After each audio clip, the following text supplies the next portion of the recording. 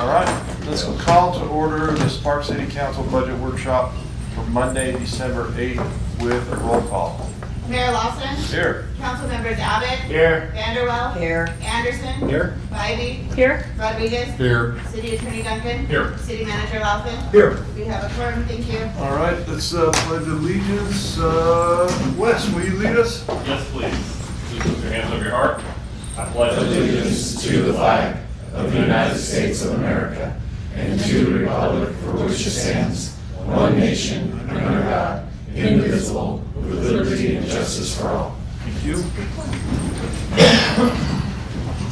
All right, public comment. Madam Clerk, do we have any public comment? No, sir, we do not. Okay, agenda, looking for approval of the agenda. Move to approve. Second. Got a motion by Vanderwell, second by Rodriguez. All in favor, say aye. Aye. Opposed, motion carries unanimously. All right, Mr. City Manager, you're going to lead us off in announcements, presentation, recognition items, and special interests. Thank you, Mayor. Good morning, Mayor, council members. Just a quick overview of what we've got going today. You're going to see basically three portions to our presentation today. The first one will be from Jeremy Aguero to talk about our C-Tax and property tax and specific to Sparks, give you an opportunity to ask questions and give a little bit more detailed information about how that is working for us, what's performing, what's not, and specifically to Sparks, what some of those things represent. The second portion will be of this will be presentations from all of our department heads to give you an overview of what we have built initially with our budget and service levels. The service levels, the key with that is that's kind of what your money is buying. So we're looking for feedback on that. If you want to see a service level enhanced or something maybe is not important, that's the type of discussion we're looking for on that. But the idea is to give you some perspective on what those dollars will purchase, so to speak, and what you can expect us to deliver with that. After that, Jeff will walk through our preliminary, and he will emphasize that as well, but our preliminary budget projections and show you what we baked in there, the various assumptions that we've used, and kind of where we're at on that with how we put this together. At the conclusion of all that, we'll take that feedback so we come back to you in April. We hope to have a more refined budget. We've got it dialed in with what's important to you, the priorities that you have, and ultimately something that you think represents us the best we possibly can. So with that, we want to be interactive. Please ask any questions. Please engage anytime. We want this to be a good back and forth exchange. And with that, Mayor, I will turn it back to you. Okay, and I'll just second that, just informal, go ahead and speak when you want. Don't have to come through the mayor. Thanks. Jeremy, you want to lead us off? Yes, sir. You give us your bio? Sure, happy to. Like your dating bio, you know, like horses. Mayor, members of the City Council, for the record, my name is Jeremy Aguero. I am honored to be here today, to be back in the great city of Sparks. I was talking with Jeff before we got up here and just talking about, we've spent the better part of 2 decades working through the state of Nevada's fiscal system as it exists today. And as Carol Villardo, who many of you will probably remember, was often fond of saying, there's no such thing as a perfect tax and there's no such thing as a perfect tax system. What we do is we try to create the very best that we can so we can do right by the people of the state of Nevada, so we can create options for those that are elected to lead them. What I've been asked to do here today is just talk you through the 2 largest sources of revenue that you have. One is the C-Tax, commonly referred to as the consolidated tax, and the other one is the property tax. I don't have very long to go through these, so I'm going to go through them very quickly. As the mayor asked for, what is my profile and my background? I'm the principal analyst for a company called Applied Analysis here in Nevada. We're now in our 28th year. We are an economic, fiscal, and policy consultancy and have worked on these type of issues for the better part of the past 30 years. I've had the wonderful opportunity to have mentors like Carol Villardo, like Marvin Levitt, like Mike Alistoy, like Guy Hobbs, who have helped me throughout the years sort of understand these. So while I'm the one that's going to be providing some of the background in terms of how we got where we are, I am mindful there are a great number of very, very smart people that help design the systems that we have today. With that, as I mentioned previously, I'm going to focus on 2 of the major sources of revenue. One is the consolidated tax, the second is the ad valorem property tax, commonly referred to as C-tax and commonly referred to as property tax. Let's jump directly into the C-tax. There's a whole lot here, right? And there's lots of, I don't like very many slides with words, procedures through, but the history kind of matters. Dates back all the way to like 1997. As a matter of fact, in some ways it dates back even before that. The idea was to take all of these revenue sources that we had in the state of Nevada and find a way to distribute them equitably throughout the state. Right? Each C-tax distribution, each piece of that has its own rules, has its own distribution. We're going to talk about each one of those. But what really matters here is this is a pool of revenue, largely sales tax, that's put into a bucket that is distributed to counties and then distributed to all local governments within. That's how it works overall. Now, as I said here at the top, and again, I won't go through each one of these, but as I said here at the top, it has its roots all the way back in the 1970s and 1980s. We think about something that's 50 years old. You all might remember going back, most of you are too young to probably remember, going back to the property tax relief in the 1970s. This is when California and Nevada were dealing with the fact that property taxes had gotten pretty high, and we wanted to lower those. And so we created something called the Basic City County Relief Tax, and we lowered our property tax and created this new animal. And then in 1997, we would come in and create the tax as the C-tax that we know today. And how important is that tax today? Within the city of Sparks, it represents a little more than a third. 37% of all of your general fund revenue is sourced to this animal that we refer to as the C-tax. Now, what are the components of the C-tax? There are 6 of them, as I mentioned before. The largest of them, by a long shot, is what's called the Basic City County Relief Tax and the Supplemental City County Relief Tax. And I asked Marvin Levitt one time, why are they called that? And he said, I was just sitting down and writing something, and that's the only thing that jumped into my head. And so that's why we call them the Supplemental City County Relief Tax and the Basic City County Relief Tax. That's it, there's no magic to it. This is a component of the sales tax. We pay sales tax all the time. When you go out to dinner, when you go and you buy a shirt or anything along those lines, you pay that tax. This is the biggest share of that. You've got the governmental services tax, this is your car registration fees, effectively a property tax. You've got the real property transfer tax, which is a tax that you bear anytime you buy or sell property. You've got the liquor tax and the cigarette taxes, often referred to as the sin taxes, that are also built into those.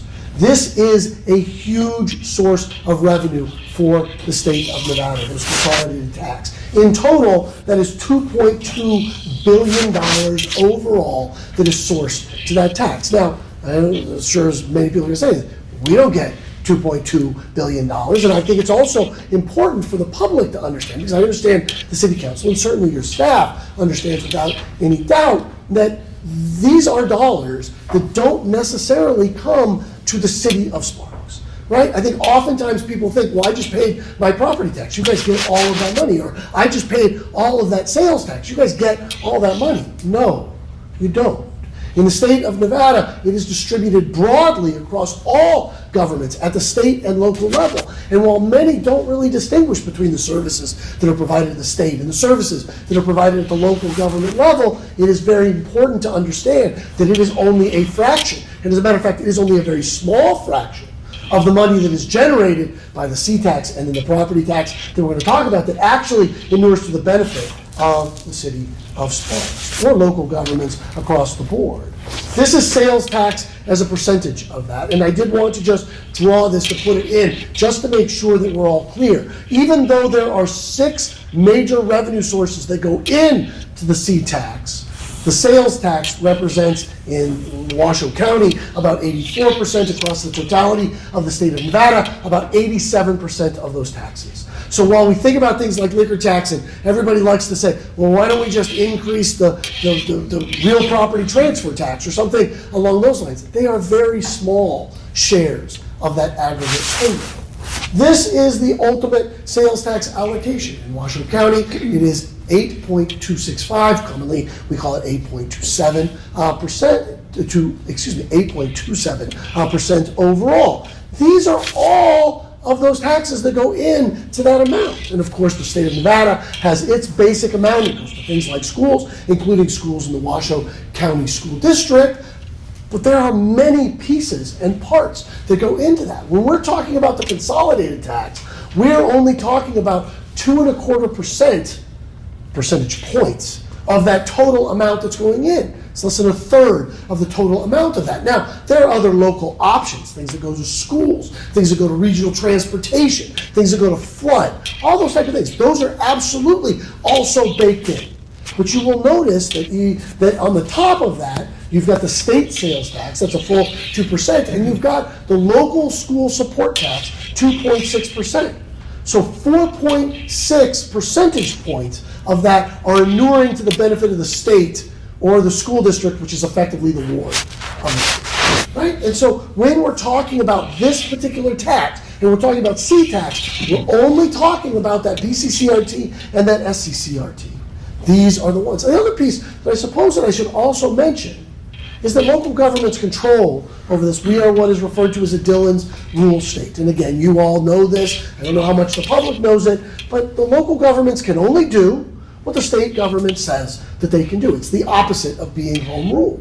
And so from that standpoint, even if this group wanted to go out and wave a magic wand and wanted to increase the sales tax by 1%, because there's all types of priorities, you have no ability to do that in terms of the state of Nevada without going to the state legislature and getting them to authorize that amount, or somehow changing the Nevada State Constitution to give you some power that you do not have today. Now, when we get into the C-tax, this $2.2 billion that we talked about, somehow that has to get distributed to everybody. And this is where it gets a little wild and woolly, and I will apologize in advance. I know some of you have been through this before with me decades ago, right? But nonetheless, the idea is at the first piece is we got to collect it all, we put it into one big account, and then we have to distribute it out to all of the counties across the board. Now, this probably goes without saying, we have to do some redistribution mechanics relative to that, because you would imagine that sales tax is not generated equally everywhere, and if you just send it back to where it came from, you would have some rural communities that would not be able to exist today. That is the reality of the system that we have in Nevada. It's also the difficulty of us being, a state that has two very mature urban areas and a lot of rural areas throughout the totality of the state. And then we're going to talk about step 2, phase 2, element 2, whatever you want to call it. That is where, once the money gets to the county, how do you distribute it within that county? Okay? So this first sort of piece, this step 1, if you will, we're going to take all of these taxes, we're going to run them through that, and then we're going to distribute them. But on the right-hand side, I just want you to see this for a moment, because that sort of gives you an idea of where the money ultimately goes, right? Clark County is getting 74% of it. Washoe County is getting 14.5% of it, and the other 15 counties are getting the remaining 11.4%. That is sort of kind of like what our population distribution is like. It is not exactly how the sales tax is distributed, but this is how it works for the state of Nevada. This revenue is distributed based on their share of the population. However, there are 2 tiers to this. We have what are referred to as guarantee counties, and we have what are referred to as non-guarantee or supporting or subsidizing counties, normal counties. However you want to think about that. It is not a huge amount of money, but we do carve money off the top in terms of making sure that those dollars are returned. Now, you look at what we did in terms of the liquor tax, and we have this revenue that's distributed back in terms of there, and then this supplemental city-county relief tax that is done by formula. And that is the formula that I'm talking about, where we have these guaranteed and we have these non-guaranteed counties. So again, some of them are based on where that population is, some of them are based on point of origin. But the biggest piece here, when we bring it all, include it all together, has a formulaic redistribution that considers both guaranteed and non-guaranteed counties. Again, not for all the pieces, but for the biggest of them, that's exactly how it works. So when we think about that and we say, okay, once we go through this exercise of getting it to the specific counties, and once Washoe County has gotten its distribution, we are then required to have this distribution based on getting it out to all of the jurisdictions within Washoe County, right? We take this $321 million out of that $2.2 billion, and then we have to go through this process of the reallocation. And I'm sure the chart on the far right-hand side is going to jump out to everyone here, and everybody's eyes are going to go directly to the city of Sparks, which accounts for 12.4% of that total. And let's be clear, that's about $40 million a year. That is $40 million of $2.2 billion overall. So we go and we pay all these taxes and we generate all of these revenues. Well, City of Sparks does some remarkable things, and it has a material budget and all of those other things. There's a lot of money that goes elsewhere outside of here. And you can see kind of how it plays out. You've got those enterprise districts there at the top, which take a piece off the top that are just adjusted. This is how the formula works. Then you've got Washoe County overall, and then we've got to distribute it across the board. If we look at it, and I suppose, at least in part, this is the reason why we're having this conversation and you're going through budget issues, because no matter what tax system you use, there's going to have some degree of imperfection. And we were all younger once, and I'm imagining your point of view, my point of view, certainly the way I look is different than I looked 30 years ago. And the same thing could be true if our great state of Nevada looked in the mirror. We do not look the same way that we looked 30 years ago. And as we continue to evolve, some of these things continue to evolve as well. So this looks at the population share, and then it looks at the C-tax distribution share overall. And what you will notice is that unincorporated Washoe County gets a lot more of the C-tax than its share of the overall population. Now that's for two reasons. Number one, the community has evolved over time. C-tax has been distributed, has been changed over time, but Washoe County also has to provide regional services throughout the entirety of the region, as well as this is not somehow a flaw in the system. It is a design of the system. Now, whether it was designed to be at 28% or 21% or 32% or only 6%, that, I think, is widely open for debate because those numbers have changed pretty significantly over time. Nonetheless, so too have the mix of services that are provided at the municipal level versus provided at the regional level. Those are not the same as they were 30 years ago. And so as you continue to evaluate this and you go through this process, the reality is that C-tax, as it continues to grow, you're going to get your share, but will also be critically important that others get their share and that the mix of services that I know the city manager mentioned earlier is going to be part of that as well. Because, well, look, every dollar can only be spent one time. If we look at the real world examples in terms of how some of this works, how much money for citizens of the city of Sparks or Washoe County more generally, right? If we look at the fact if we just look at the liquor tax, maybe an easier way to think about it. You look at the liquor tax, you're going to pay $1.66 in that liquor tax. Some of that's going to go to the Nevada General Fund. The balance is going to go to local governments, enterprise districts, and so forth and so on, right? So we split where those dollars go. So of that $50 bottle that you paid $1.66 in taxes on, 23 cents is actually going to make it into the local government distribution. If we look at that in terms of that first tier, what goes to each one of the counties, you're going to see that you have a very small amount at the bottom that's going to go to those guarantee counties. Then you're going to see what's going to go to Washoe County, what's going to go to Clark County, and you see the pipe. And then if we go to the distribution, you see how that is allocated to each one of those jurisdictions. Now, this one is allocated differently than others, so you kind of see how each piece of it goes through, right? But at the end of the day, Sparks is getting less than a penny of that amount of that $1.66 in liquor tax that's paid by the time it ultimately gets here. This is the way our tax system works and is structured.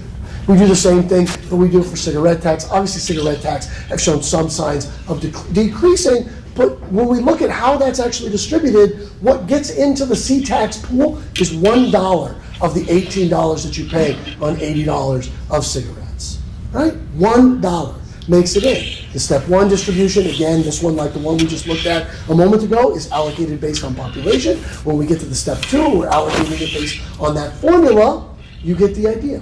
1 cent, or excuse me, in this case, 2 cents of that is ultimately makes its way here. I got a quick question. Please, yeah, hit me. So I know sales tax is self-reported. Is cigarette tax and liquor tax self-reported too by the business? Or? Well, they're all, almost every tax that we have is going to be self-reported. You pay for it at the point at which you do that, then the retailer is required to send it back. Now, when we think about things like sales tax, this is kind of the crazy part on sales tax, is that if you buy something and you don't pay sales tax, you are at least ostensibly required in the state of Nevada to fill out a form and pay your sales tax. Now, I think there's a number of businesses that do that, particularly like in the construction industry.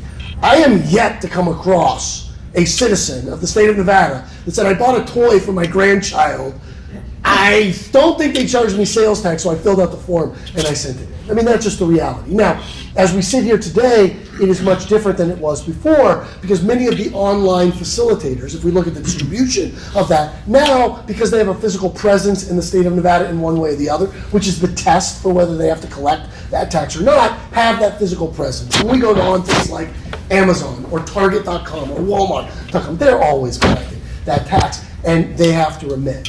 When we think about it in terms of self-reporting, whether it's this or anything else, the reality is, too, that we also do audits in the state of Nevada, potentially for mostly for larger taxpayers, and they identify things. So the answer to your question is generally yes. However, there's a lot of mechanisms to make sure that a punch doesn't fall through the cracks. Thank you. You bet. I actually have a follow-up question. Yeah, please. For the seed tax, for Uh-huh. for cigarette tax, is Uh-huh. that including like pipe tobacco, vapes? It does. Yeah, it does. Any of those. Now, as we're going through this, remember, with you, certain things that you buy, including liquor and cigarettes, can be subject to multiple taxes in this particular case. The one we're looking at here is cigarette tax, but yes, it does apply to any of the tobacco products that are out there. Yes, sir. Right. We go to motor vehicle. Again, car registration fees, everybody's favorite tax across the board. No one likes car registration fees, there's no doubt about that. A $30,000 vehicle would pay $420. At the end of the day, you see the first tier distribution, you see the second tier distribution. Ultimately, Sparks getting about $26 out of the $420 that's generated. And again, there's lots of services that are provided by the county. There are services that are provided by the state. I'm not trying to be pejorative as though the allocation is not correct, but what I am trying to do is make sure that everybody understands that this seed tax, while the single most important source of revenue that this city has, is also one that's shared by all kinds of other jurisdictions that are also providing all kinds of other services that are out there. Real property transfer tax, you sell a $500,000 home, you're going to pay about $2,100 on that. There's the distribution relative to those totals. First tier distribution, second tier distribution in terms of how they ultimately roll out. And then we get to the ones that are obviously much more significant for purposes of our conversation. This is, you went out and you bought a piece of merchandise that was subject to retail sales and use tax. I also should make sure that I am clear, and this is probably a conversation for a different day, that our sales tax is among the narrowest sales taxes anywhere in the United States. We apply our sales tax only to goods sold at retail.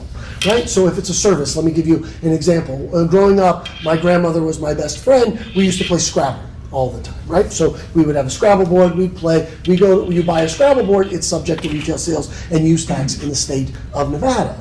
Right, today I do the same thing, although I play something Words with friends or something like that. With my kids, we play not subject to retail sales and use tax because one is a service, the other one is a good. When you have a service, it is not subject to retail sales and use tax in the state of Nevada, and clearly we're spending a bunch more money, as we'll show, on services than we do on goods today. Right, if we go through this entire process, we do the distribution this time based on a formula as opposed to population, right? You get to the second tier distribution of that $8.27 when I bought that piece of merchandise, right? The city of Sparks is getting about a quarter. Not a quarter of the money, no, a quarter, like a literal quarter of a dollar, right? In order to be able to get. And so you see how that plays out. It works. It works in the state of Nevada, arguably imperfectly so.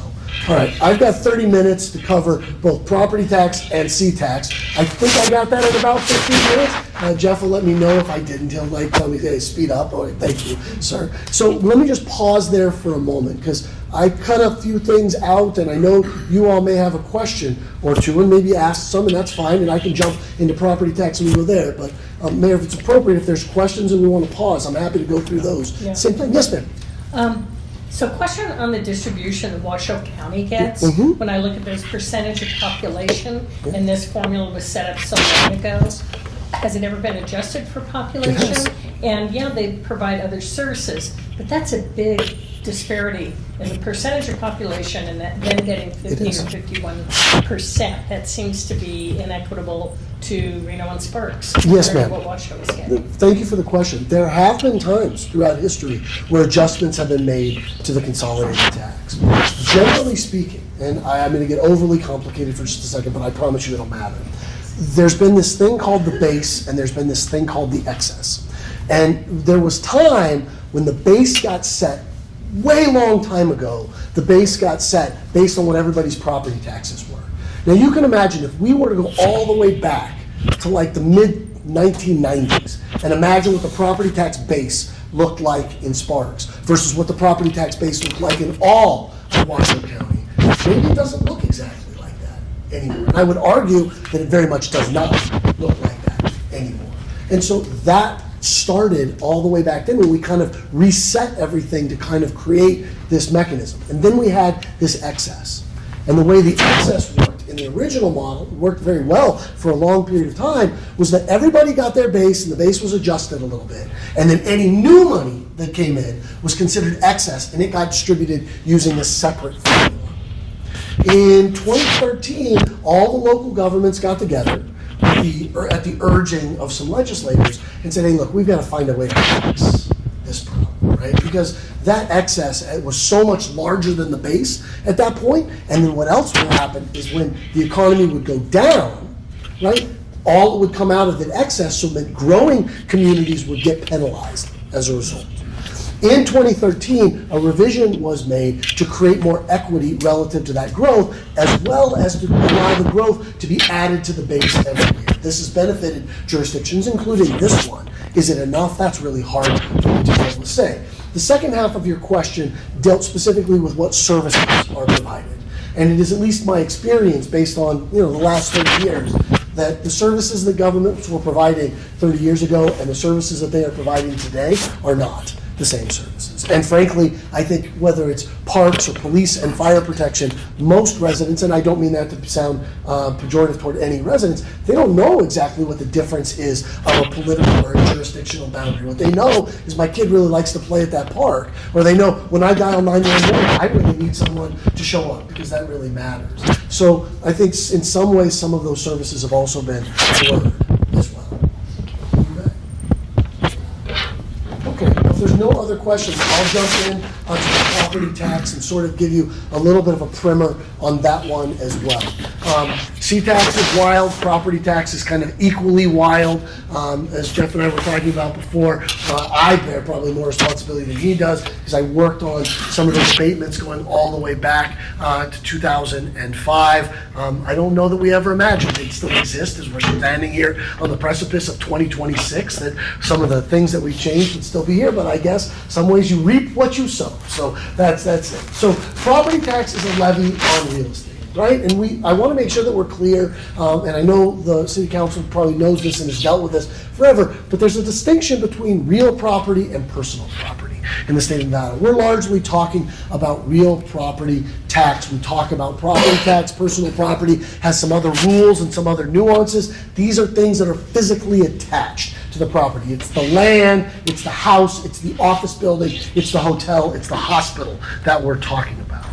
Right? The property tax is a critical source of revenue throughout the totality of the United States. Right? It's a huge source of revenue. It accounts for about 70% of total state and local, local tax collections for major markets in the United States. And it works. It is a solid source of revenue.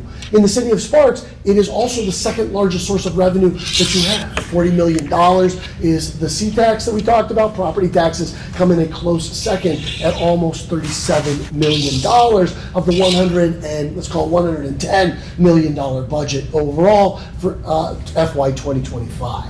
So those two combined, as you can see, are a huge share of your total budget, overall.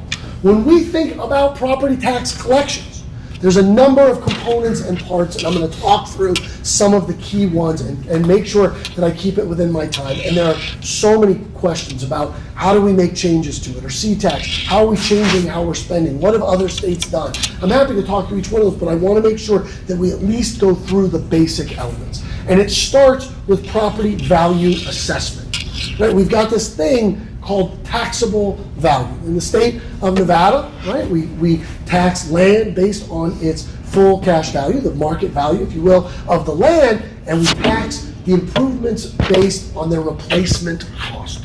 Right? Improvements are not based on the market value, which is often confusing to folks. Then we multiply that times 35%. I have long, throughout my entire career, asked why 35%? No one has ever been able to answer that. I've become absolutely convinced it was just a number that somebody guessed, and somebody said, I wanted 40, and somebody else wanted 30, and they said 35, and let's go get it done. And that gets us something called assessed value. We then have property taxes.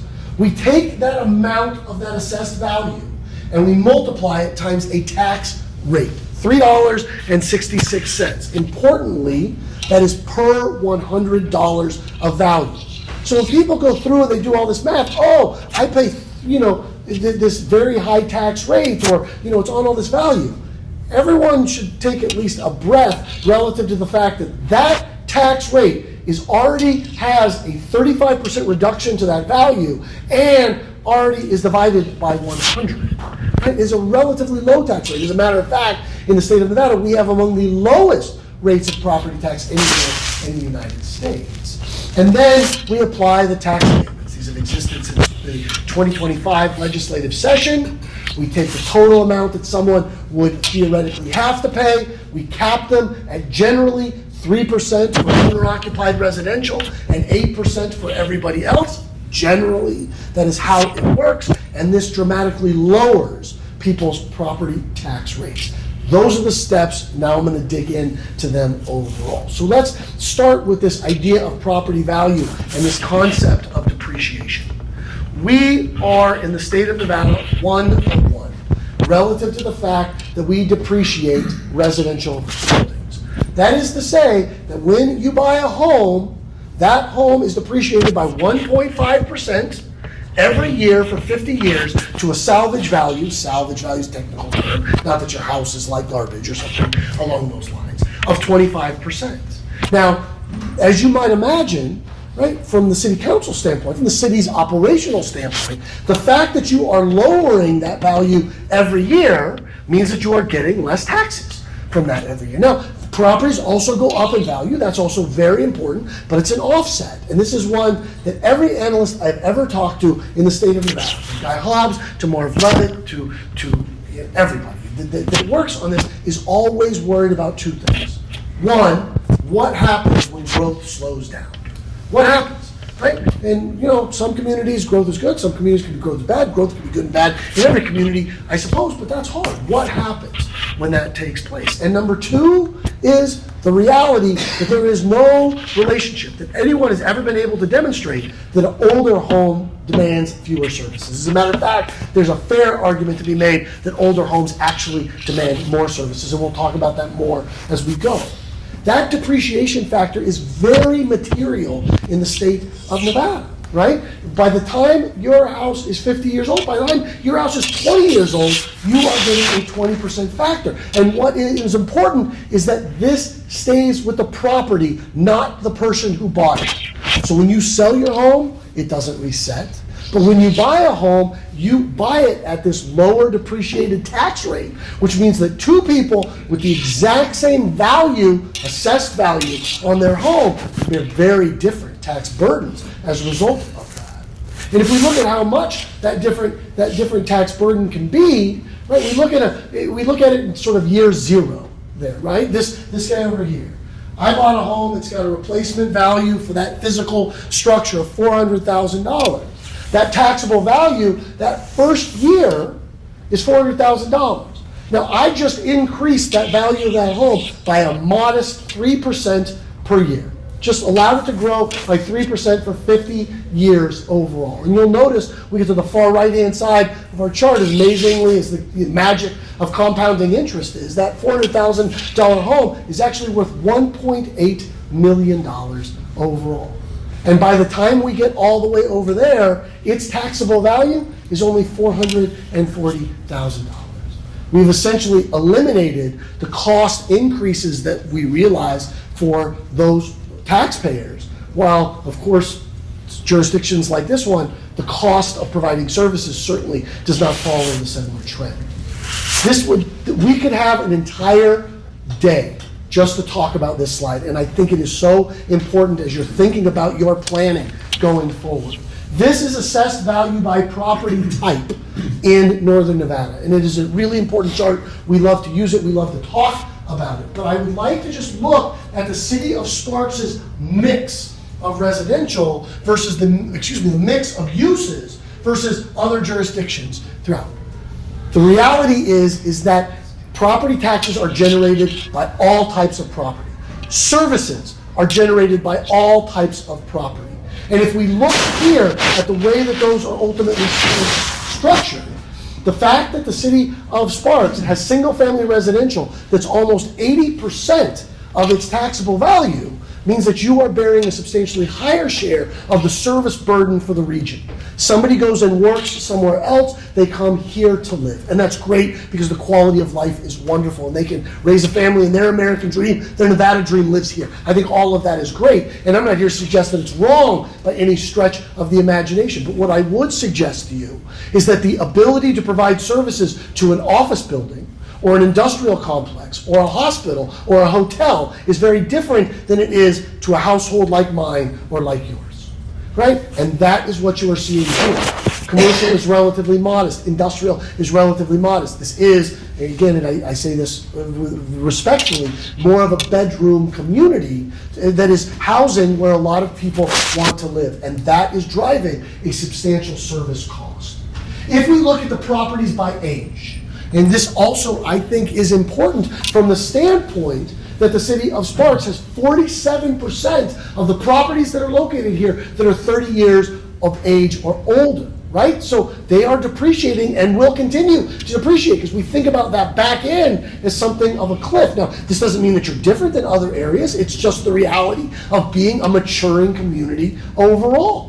And if we look at it generally, 23% of the properties are 50 years of age or older, which means that they are now fully depreciated overall, right? So that's not a small share, and we look at the numbers that are sort of making their way into that bucket. We do expect that that's going to have an impact on property collections overall. So you get the idea, 47%, 71% are 20 years of age or older overall. There is no way that you will be able to build your way to prosperity. It helps, but over the longer term, whether it's this generation or the next generation, there will be an asymmetry and what is commonly referred to as a structural deficit that is created by the real property development that takes place. The next one is the abatements. And I suppose we have to spend some time talking about the abatements because they're a huge share of what's out there. And to be clear, in 2025, we had a financial crisis in the state of Nevada. That financial crisis was one where property values were going up through the roof. What do we do here? And so we worked on all kinds of, matter of fact, I went back and looked at it before I came up to give this presentation, one that was similar to it. We went through 103 iterations of a model to ultimately get to this one. It is predicated on an emergency provision of the Nevada State's Constitution that essentially says if you're going to create an undue burden on folks, you can essentially create a carve-out or an abatement to the property tax system. I assure you, ladies and gentlemen, as we sit here today, I could not have imagined that the emergency that gave rise to this in 2005 would still exist today. Yet it has created a remarkably efficient mechanism for us. It has worked exactly the way it was intended. It has lowered property taxes. During the Great Recession, it also created a buffer for states and local governments because property taxes remained relatively stable. The way that it works is that every year you get your property tax bill. That property tax bill cannot go up by more than 3% if you're owner-occupied residential. If you are not owner-occupied residential, it cannot go back up by more than 8%. And I will tell you, there's always some confusion. Are people getting the right, are they in the right bucket, some of those type of things. Those are always calculated. There are other factors that also have to be considered. One is the 10-year average of assessed property value. The second is the consumer price index. These two factors are also used to determine whether that 3% or that 8% are too much. It can never go below 0, but sometimes it can be less than 3 and less than 8 if those factors exist. And you can see there have been some places where you all will recall after the Great Recession, we had property values fall, and so that lowered things. You'll recall that about a decade ago, we had some periods where inflation was actually negative for a short period of time. Obviously, we wanted to moderate it when it went through. And so you can kind of see what those were like. This is the residential cap, this is the general cap, and you can see for the last few years we've been at the 3% and the 8%, arguably where it was intended to be because these are more normal circumstances, I suppose, in a post-COVID environment. If we look at that calculation, how does it work? This was my last year's tax bill. This is on a $235,000 property, right? I paid $3,000 in that tax bill. This year, my property tax cap is $3,090. That's the maximum I am required to pay. This year's assessed taxes, if my property went up by 5%, which is very common these days, would have been $3,150 overall. However, this year's abatement has to be the difference between those two because I cannot pay any more than that amount. And on an individual tax basis amount, you're like, okay, that's a $60 tax break. That's not that big of a deal. But then all of a sudden you try to multiply it by all of the housing units in Sparks, and then all of the housing units in Washoe County, and then all of the housing units and not housing units, commercial real estate, all across the entire state, and it turns into a pretty big number. Because if you look at this in terms of the way that it ultimately works, what we have seen is that over time, it is materially reducing the tax liability of the individual taxpayer throughout the state of Nevada. By the time we kind of get there, and you can kind of see this is taxes assessed, that's abated, all of those kind of things. But if we look at it today, we're talking about roughly 1 out of every $4 that are no longer being paid, that are actually being abated overall. And that's a material amount of money. If we look at, again, looking at our real world example, and we look at a property that would be a $600,000 property based on its various ages, and then we fast forward and we kind of look at what taxes that same exact property would pay, what you see is that, you know, if I just built it and I had that exact property, I'd be paying $6,000, where the property of the exact same value would be paying about $3,900 overall. Again, maybe it doesn't seem like that much when you think about it on one, but it is material and it adds up in a major way. So let's look at what the fiscal impacts are of these abatements overall. The city generates taxes of about $53.9 million overall.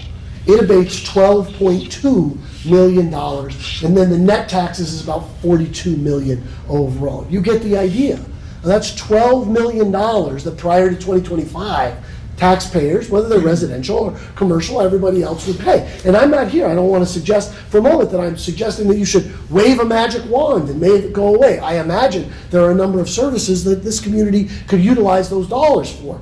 But it would be a lot of money to roll in immediately. The fundamental question is, how much is it going to continue to grow going forward? Because today in Sparks, that is 23% of your property tax dollars that are currently being abated. Now, this is Washoe County overall because we have the data going all the way back to 2000, so it makes for a helpful chart. This is property tax revenue, and you can get a sense of how that's grown over time. It's been a remarkably stable source of revenue. Yes, we had the Great Recession where things dropped down, but this is what property tax revenue has looked like. It's grown by a compounded annual growth rate of 4.5%, which means if we just assume from 2000 all the way to 2026, 4.5%, 4.5%, 4.5%, that would be a straight line between where we are. This is what we would expect. It should grow, roughly by the rate of population, the rate of inflation. That's what it should generally do. If we add in all of the abatements, in terms of what we've seen, it would have grown by 5.6%. And so you see the amount of those abatements over there. And you can also see the same thing I'm sure I see, and that is that these abatements have gotten bigger and bigger and bigger. When we created this animal here, right, we knew we had to do something. But what it has ended up doing is now that it's grown and grown and grown on the back end, and we've seen values go up and up and up, we've created this giant abatement on the back end, and it's pretty substantial. How big is that abatement really, right? If you look at it here, throughout Washoe County, this is every entity in Washoe County here, you're talking about over $250 million that's actually being abated. And you can see that percentage going down just a little bit. We'd like to see it stabilize because it's certainly gone up quite a bit. So this is what happens if we adjust it for inflation. What does it look like? And then I'm also going to, this is what it looks like if I adjust it for inflation. It's gone up about 7% during that period. So it's beat inflation by 7%. But here's the kicker that folks don't often think about. And that it's not just inflation. It is also the fact that it has to provide services to more physical human beings. So we have to think about it in terms of inflation adjusted per capita dollars after the abatement. And if we do that, this is what it looks like in Washoe County during a period in which property taxes on an inflation-adjusted per capita basis have declined by 13%. So while it looks like it's going up, and it is, the ability to keep pace with inflation, which governments bear inflation just like households do, and the ability to deal with the fact that our state and this community has been among the highest, fastest growing anywhere since 2000, you get the idea. It is not kept pace during that period. So what if we just look at the city of Sparks? What if we just narrow it down to this community? What you'll see is a very similar trend. We have these data going back to 2011, so you kind of see some of that dip, and then you see the growth, and you also see the skewing upward overall, right? You also see the amount of that property tax that has been abated. That's a pretty big number. And again, every dollar can only be spent one time. I certainly would not suggest you want to wave a magic wand, not that you have the ability to do it, and make it just go away. I think that would be, in some ways, difficult, if not impossible, for jurisdictions to be able to adapt to. But this is where we were. This we thought was kind of normal, and that is where we are today. And some of that has to do with the fact that values have gone up, and certainly that's good for taxpayers, I suppose, in many different ways. If we look at that inflation-adjusted number that I showed you for all of Washoe County a moment ago, and I just look between 2011 and I look all the way down there at 2026, property taxes here are up about 28% in inflation-adjusted terms between 2011 and 2006. Maybe a bit of a more favorable comparison because we were really still coming out of the Great Recession in 2011. Fair enough.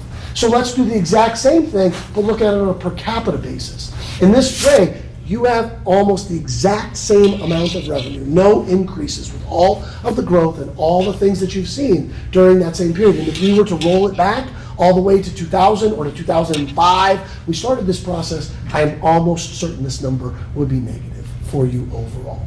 The challenges of the current property tax system are real. It is working for us. It works for taxpayers. It does provide a substantial abatement. But we always want to have a balance between the tax burden and the services that we need to provide. And that sounds somewhat presumptive. The services that are provided by the city overall.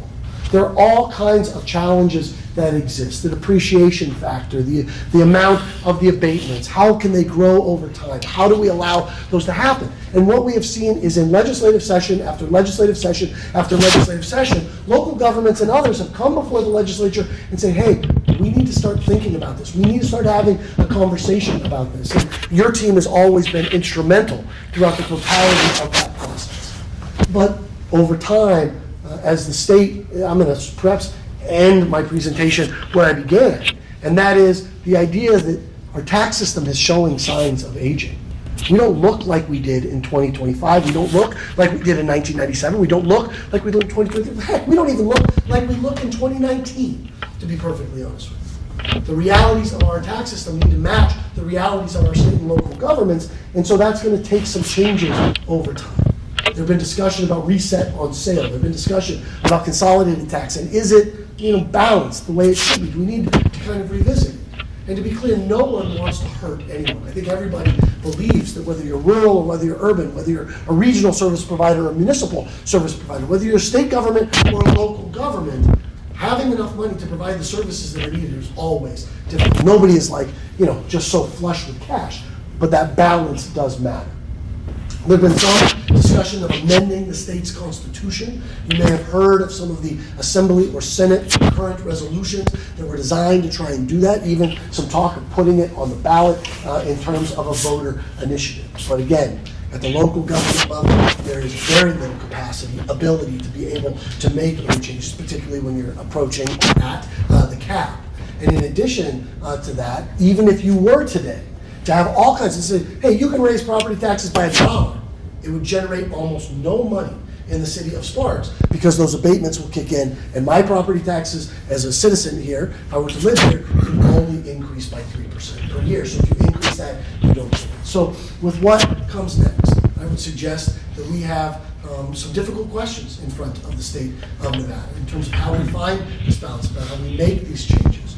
Look, we survived a very difficult period during the Great Recession. We survived a very difficult period during COVID. We've had some amazing things happen from an economic development and diversification standpoint throughout the state of Nevada. And as much as the negativity can be out there from time to time, I think there are states across this country that give their eye teeth to have the type of problems that the state of Nevada, and in particular, Northern Nevada have. They are real, they are legitimate, but we have a pretty darn good way of life here. We're going to have to find a way of balancing these mutual interests of making sure that the promises that we made to this generation are ones that can be kept next. With that, Mayor, if there are any additional questions, I am more than happy to try and answer them. Anyone? Jeremy, what solution do you think is the right solution for property tax in particular? Because I noticed on it, you gave everyone a 3% raise. What, in actuality, 50% of us are under 50 years old, so it's really like a 2%. Mayor, I'll answer your question. I'll give you a direct answer to your question, but I'll give you a little bit of a preamble to that. I think that the greatest risk is not doing anything, or I think the greatest risk is ad hoc fiscal policy. I think we ought to be very, very careful about just changing one thing. There are many things that are challenges. We ought to find a way of determining what is right for the state of Nevada, what is right for the city of Sparks, and we ought to make all of the changes as a basket as opposed to just doing one thing. As someone that worked on the property tax, which I know is your direct question, right? I think the fundamental question that we have to ask ourselves is, can we allow this to continue to grow, right? If you look at the property taxes today, we will abate $1.7 billion in the state of Nevada. That's a huge amount of money, right? I think that if those are the rates that we have given to people, I think those are the rates that need to continue to be given to them because that's a promise that was given to that taxpayer. I think the question that we have to ask ourselves is, do we give the next promise to the next taxpayer as it comes in?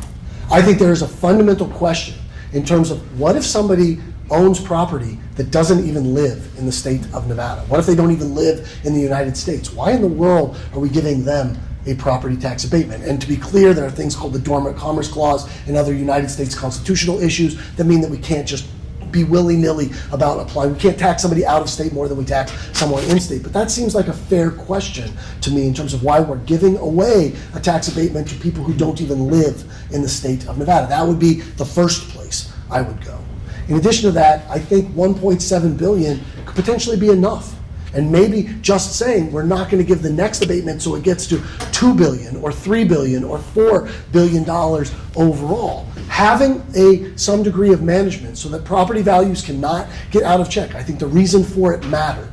But I think today we may have allowed an emergency provision to spend more time and grow larger than I think anyone could have imagined that it would in 2025. Excuse me, 2000. I have a quick question. Yes, ma'am. Because you said on the C-tax, we're only taxing goods, not services. Yes, ma'am. Has there ever been a study on looking at putting any taxes on services? Lots of them. There have been lots of studies, not terribly recently, but all the way back to 2003, and I think it came up in 11 and 13. Again, there were some matrices that we helped to develop, and others did as well, that looked at how we spend all of our money and what was included and what was excluded from that sales tax. Because the idea was, nobody wants to raise taxes. No, I don't think anybody does. The idea was to make it tax neutral. What if we were to lower the tax rate, but expand the base and generate the exact same amount of money? Similar to the mayor's question. What if we were to eliminate the abatement and lower the property tax rate? I think people could get behind that a little bit. Now, you'd also have to be very careful and responsible with your elected officials that they're not going to take advantage of that. Maybe you want to put some of those things on. But yes, ma'am, there are all kinds of studies that are out there. We also have some work that was done, and I haven't looked at it probably in a few years, that looks at what other states have brought on relative to what they've done. Because like you're saying, if we do wide ranging instead of just picking one, just do a little bit on everything. You bet. And at least as last look, and there are things that you would never impose taxes on, like education is a service, funerals are a service, right? You probably wouldn't do those type of things. But you could probably double the amount of the tax base today reasonably. Now, the hard part about that is that anybody that's in that group is going to be like, you're killing me, right? Why are you making this opposed?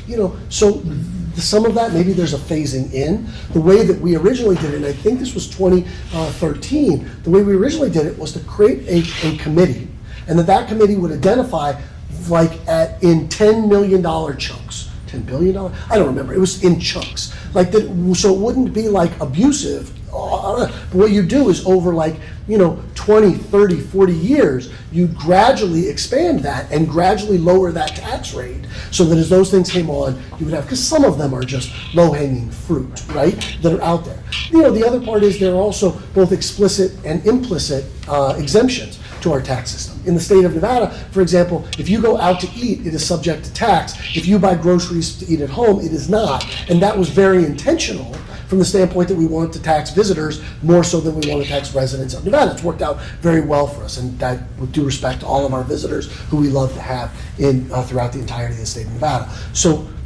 that, to my answer to the mayor, the entire piece of that, thinking about all of those things feels critical to me, to making sure that you're doing it and you're doing it in a responsible way. And I would say, whether it's sales tax on services or property tax, tax neutral tax policy is the way to start. Get the plumbing right, and then figure out where the rates need to be. I got a question. And, Go ahead, I'm done. Yes, thank you. can we go back to the slide where the breakdown where Washoe County gets the 320 million? So I had to.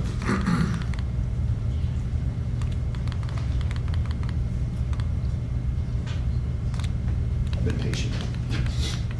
To the breakdown to where it goes to. Perfect.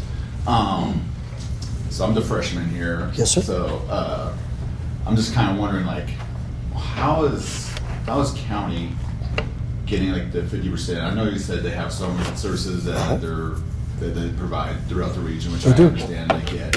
But also one thing I do understand and track is one of their biggest expenditures, which is fire, which is one of our biggest expenditures as a city. That's taxed differently. So I guess how or why did that come about? Yeah, I don't know that I could answer that question. It didn't come about, it evolved, right? It started where everybody said, okay, this is a balance we can live with, and then 40 years ago, here's where we are today. I have never seen an equity study. I've never seen something that says, hey, look, I live in the city of Sparks, and I'm getting my fair share of regional services that are provided by the county to everyone. Now, I have no reason to believe that I'm not, to be clear, because I think the county does provide a number of services. As a matter of fact, I have a chart that I can send, and I cut it out because I didn't want to run long. But I can send you a chart that shows all of those county services. There's a lot of them. Whether or not it is equal to the amount that they're receiving, sir, I don't know that I can tell you. But what we are witnessing today is a very intentional outcome of the structure that we created, combined with a very unknown outcome, which is the development of this city, the development of the city of Reno, the development of the state of Nevada, right? I mean, our state doesn't look almost anything like what it looked like 30 years ago. And yet our tax system looks almost identical to what it looked like 30 years ago. And like, I mean, you know, again, I guess just as a new guy, but I just think it from a standpoint like what this would look like if we were to, every Washington County resident's value either invested the same. But I guess like, what would that potential number look like? I mean, if, We have that number, we can share it with you, right? Again, that number is gonna take one side of the equation and say, okay, what if it was even for everybody, right? Then that number is, the expense side of the equation will be one that you would have to kind of deal with as well. But yeah, I can share that with you. Sure. You had a question? I don't, and forgive me, Mayor, I don't know how much time I have. I'm okay? Okay. So when you talk about the tax system being aged out, which I Yes. couldn't agree more, and steps, variety of steps we might look at the end of the day, it's the legislature that we depend on to do that, correct? Because- 100%. And that's, therein lies the problem, Councilwoman, right? I want to be very careful how I answer this question. We are a Dillon's Rule state. The Nevada State Legislature makes the rules. But I will tell you that I have encouraged local governments across the state to get together and be allies relative to the things they need to get changed. I think local governments, when they band together, are so remarkably powerful, persuasive at the legislative session, because these are folks that are doing this 365 days a year and are dealing with the front lines of government services. And that doesn't mean that state services aren't wildly important. Of course they are. But sometimes there's this misperception that local governments, oh, they're just flush with cash. Local governments don't have the same problems that the state government has. And I will tell you that when you ask, if your question is about them setting the rules, there is no doubt about that. If you're asking about whether they by themselves will be able to craft the solution, I don't think that is true at all.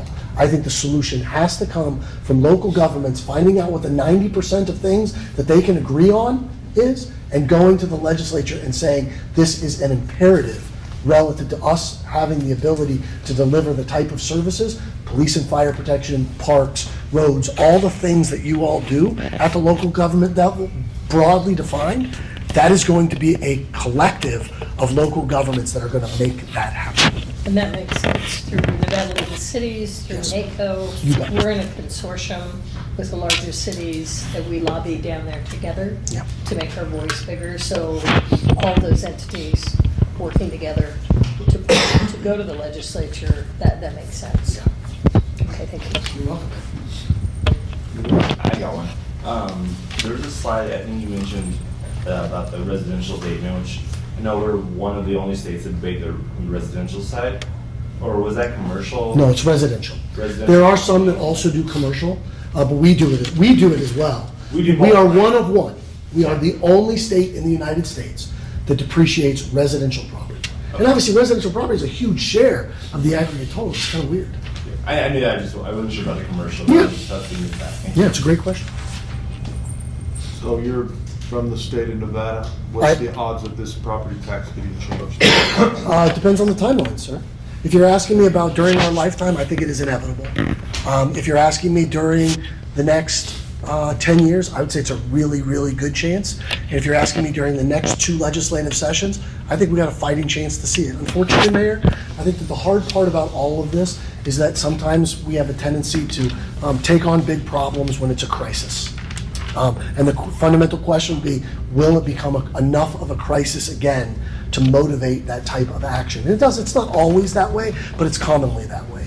I think that what we've seen in the question that was asked before about the aging of our system and the way that the pieces we look at some of this and we go, why would we do that? Like, it just doesn't make any logical sense. It did make logical sense before. And I think I think the legislators, there's some really great legislators that are up there, and I think they're starting to realize more and more that we have got to be proactive relative to this, because if we don't, we're going to start having an erosion of services that people really want in individual communities. I think it's going to take some time to galvanize around all of It's it. already happening in Sparks, so I think the pain, this my saying has been forever, the pain of staying the same is greater than the pain of change. Yeah. That's where we have to get to. I don't see Las Vegas in that.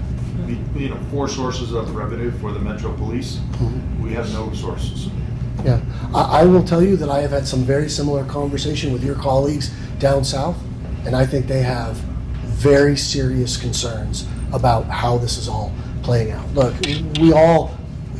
all local governments have to go through the process. You want to find a balance. You have to go through collective bargaining. You want to take care of your employees. You want to do all of those type of things. And the reality is, if the economy starts to slow, if growth starts to slow, these problems that we just looked at are going to be laid bare.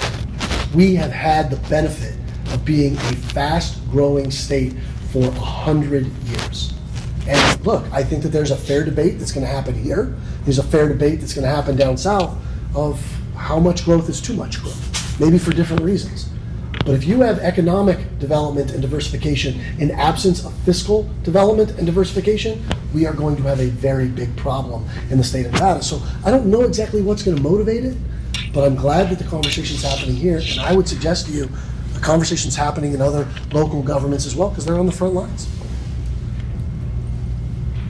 I think maybe I have one last question. Okay. So I guess like with your opinion, in this, like this tax structure, whether it's a seed tax or property tax, with the growth that's going on, do you see this being sustainable in as far as like providing services? Like you were saying, No. like even in 2000, the cost to build a fire engine is significantly different than it is today, or a police officer without technology, body cams, all that. You know.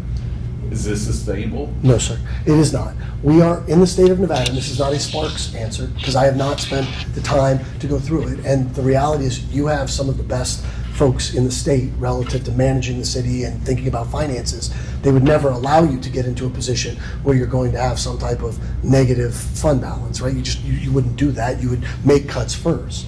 But the reality is the trajectory of our revenues versus the trajectory of our expenditures in the state of Nevada is going to be a problem.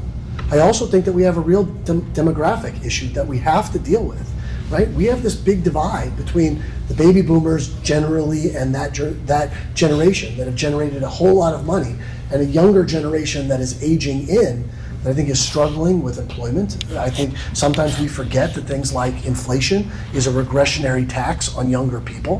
How exactly is it that a young person graduates from the University of Nevada and then goes and becomes a homeowner today? That's a very, very difficult thing. And again, I realize home builders are trying to build what they can, but those costs have gone up dramatically. You combine all of those things and you ask me, looking 10 years from now, when you're no longer the freshman, when you're the grizzled veteran sitting in the same seat, right? I fear that the conversation we're going to have is that those two things moved on two separate trajectories. And as a result of that, you've had to make choices that eliminated the very thing that has been so great about the state of Nevada, and I will argue so great about the city of Sparks, and that is the quality of life that is here.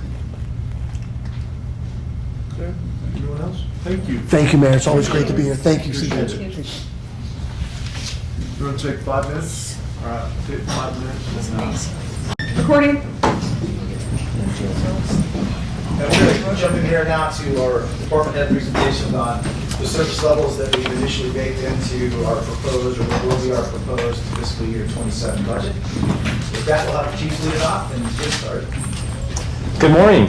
For the record, Chris Crawforth, your police chief. I'll go into our core services for the police department. I know you know all this, but I'll try and power through this as we got a lot of other people behind me. So I've dispatch, records, administration, my identification section, our police assistance, investigations, and then obviously our core of the patrol. What I put together is some different slides for you. As dispatch, you know, that's been an ongoing project to try and get us back up to staffing there. What I've put here is just for this year to maintain an 80% 3-minute dispatch time to priority 1 calls for both police and fire and really any public safety. What that means is from the time they call till the time we're dispatching services. As you can imagine, that's not always on the dispatcher When it's priority 1, which is really that threat to human life, whether it's police, fire, whatever, that is people are hysterical when they're calling in. So it's not always on the dispatchers, it's usually them spending 2 minutes trying to calm people down, which really causes that. What you see on the green line is trying the threshold of 80%. The yellow line is where I get really nervous because we're delaying things way too long. The blue line is where we're at. We have 23 positions allotted in dispatch. 2 of those are frozen, and right now I have 15 dispatchers, 3 of which are in training that I'm counting as part of this. So you can see as the year has gone on, really what's happened is I had some people who were taking calls for service that ended up not making the training program. I had a couple quit here, and then as you can tell, it's summer, and people need vacations and breaks. So we're starting to climb out. We had 1 come off of training right here. That's a full-time dispatcher, and the 3 that are in training right now, which are helping a bit. As you can see, we overwork our dispatchers way too much. This is my biggest concern. 516 hours of overtime on average for 15 people. That equates to every one of them working at 34 hours of overtime per pay period. That's a lot. What I see is it kind of balances. They take a really good care of one another. And it balances out as far as I'll see some working 40, 50 hours one pay period, and then the next one they're working 15 to 20. These are the true first responders. These are the ones that listen to it. They do about 180,000 calls per year.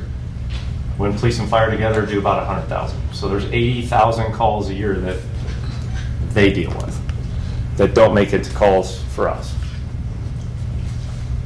My records administration ID, that is the people that is making the police department function. Really managing, for the most part, our civilian staff. Records is managing all the police reports as they come in, the quality assurance, getting everything processed, getting them to the courts, all the different areas they need to go. Our identification section is things like our alcohol permits, a few of our business permits, registration for sex offenders, criminal history checks, all of that. That's operated each day by 1 person. So we have crime reporting service levels we have to maintain. That's not a question. So 100% to the state and the feds. If we don't, we get in trouble, and then we start having a lot more people watching us. And we can get sanctioned to the point that we could actually lose our ability to do criminal history checks for our officers. That is the biggest sanction that you're most concerned about.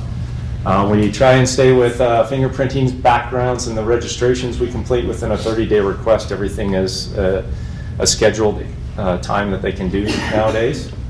And then you can see, as I've talked a lot, our public records request is absolutely annihilating my staff. So I'm averaging about 375 public records requests per month. The big reason that it's just crushing us is obviously we have body cameras now. Everyone asks for a public records request and they want that. As you all know, we send 2, on average, officers to every call.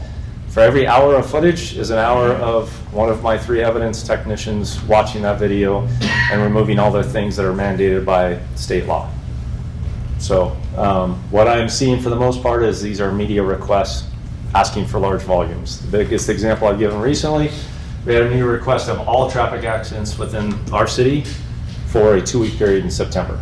So you think every traffic accident, I have on average 3 officers there at some point. That's all that body camera stuff. On a slow day, we're looking at about 8 traffic accidents a day. So for a 2-week period, it's really just kind of a fishing thing. So that's a lot. Record staff right now, I'm down 5. We have some interviews happening this week to get people back up. So, but that, and we do have 1 position frozen there. Police assistants, I didn't do a graph for you. I apologize. They're really a big avenue to help out our sworn. They are completing 150 parking issues per month. It may not seem like that, but it's a lot. They're averaging higher than that, but that's a good average I want them to maintain. We have 1 vacant, 1 frozen police assistant position that the manager has been nice enough to give me back. I moved a police assistant into our real-time center so we can have 40 hours roughly of using the cameras, using the drones, all that good stuff to help out patrol. So that is going to skew my numbers and drop them down, which is why we're going to get that position filled probably in the spring. So one of the biggest things for us is you can see that they are managing 40% of our police reports. Kind of our mid-level misdemeanor, gross misdemeanor reports. They are doing a lot of those things online, doing a lot of follow-up. With that allows our officers to be more available for those priority ones. That is massive. So by moving one into the real-time center, it's a balance of making everything work. So our investigations, we'll talk about the national average for violent crime clearance rates is 45%. We haven't met that in about 3 years. That is solely due to staffing. As you're aware, I have 3 positions vacant in detectives right now. The national average for property crime clearance rates is 17%. Your violent crime is person crimes, and then obviously property crimes. So domestic battery is included in that. But as you can see, we've maintained the property crime level. I think a lot of that has to do with our technology. But the crime clearance rates will tie into my next slide a little bit. There's also some national averages on being successful early on in a call for service. Service levels, right? 80% of the calls involving crime within 5 minutes. That's the national average. As you can see, we haven't done that the entire time I've been your chief. That's been staffing issues. And really what that means is this national study indicates that you will have a 60% chance of making an arrest if you arrive within the first 5 minutes. Seems very simple. We show up, people are still on scene. That is where some of the technology is starting to help us. One of the technologies that we implemented is something called Live 911. That allows our officers, we did that 2 years ago, our officers are hearing calls for service come in from dispatch the minute they call in. So they can start heading that way. The problem is, I'm 2 officers short per shift, so they're usually busy and don't have the availability to clear and go. You can see arrest probability drops to 20% after 5 minutes. So that's where our crime clearance rates change and are skewed. For us as a department right now, we have, I think it's 23 vacancies. I have 15 sworn vacancies that we did last year to kind of help things out. I have missed 2 academies in the last 2 years. I went to graduation last week. We had no Sparks folks there. Some of you there, I appreciate that. We hired 4 that started today. I have 5 retirements in April. Those 4 won't make it to the streets till next October. And my success rate of making it to the end is 80%, which is pretty good, which means I'll only get 3 to the finish line. I also am expecting 3 more retirements by August by the time they come out. So I will be 8 down with only 4 replacement, maybe 3. So I kind of did our priority 1 scenes. I did an 80% and a 90%. The green is, or 9 minutes, sorry, 9 minute scene time is green. The yellow orange is 8. I wanted to put in balance. The fire department does the 8 minute on scene time. So for your public safety, I just wanted to show you so you kind of have it for both of us. We're on the same thing. When I started here 20 plus years ago, we had a 6 minute arrival time. And as our staffing is gone, I think we have done the wrong thing of adjusting the time rather than trying to maintain that. One thing just of note that I've really stuck to is that what we learned during the Great Recession is we pulled everyone back to patrol. So we lost a lot of those specialized teams that we have. There's a ton of success in that. So I'm really trying to hang on to all of those teams. The very violent crimes, the robberies, the kidnappings, that's our CSU.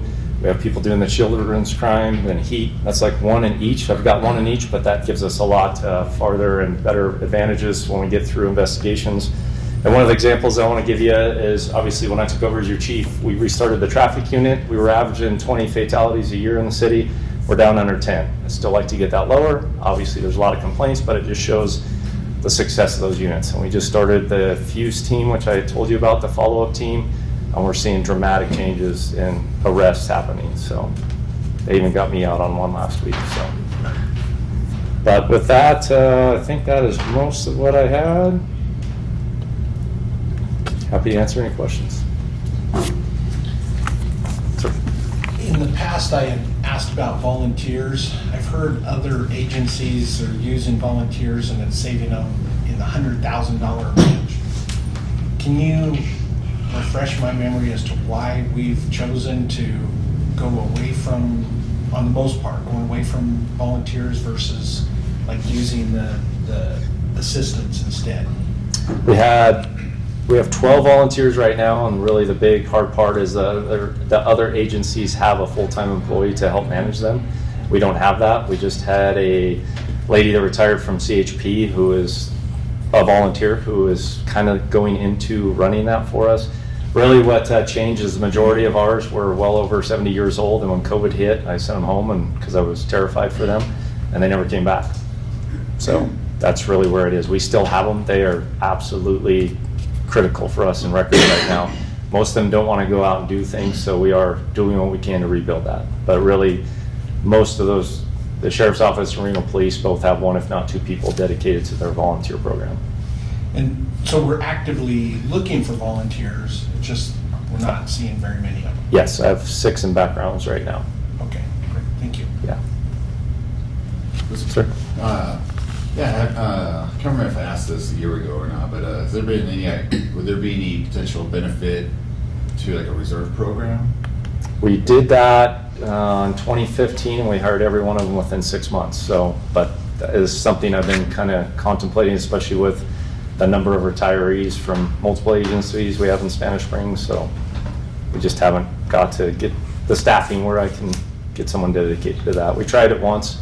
I really want to start pushing into the police assistance more because I think we can grab those 18-year-old, 19, 20-year-old kids that were explorers that aren't doing that anymore, need a job, need benefits, and we can start down that path with them. So my plan is to start growing the police assistance where they learn 75% of being an officer, and then when they become of age, we just put them in the academy and turn them into an officer. So there's a ton of those young folks that live in our community that don't want to go to college, don't want to go in the military, and maybe don't want to do the trades. And so we are just starting to dive into that. Thank you. Yes. All right. Thanks, I Chief. think Fire Chief's your next victim, so I'll turn it over to him.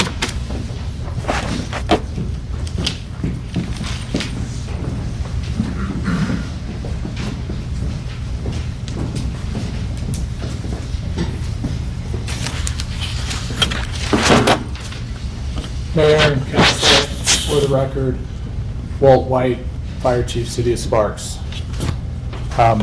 The fire department provides 5 essential core services: fire suppression, emergency medical service, technical rescue, hazardous materials mitigation, and community risk reduction.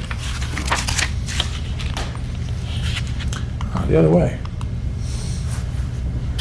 Initial response, a lot of how we are measured today is based on response. There's no national response time standard. In fact, even NFPA has a different standard for urban, suburban, rural, and wilderness. And we have a mix of these elements within our city.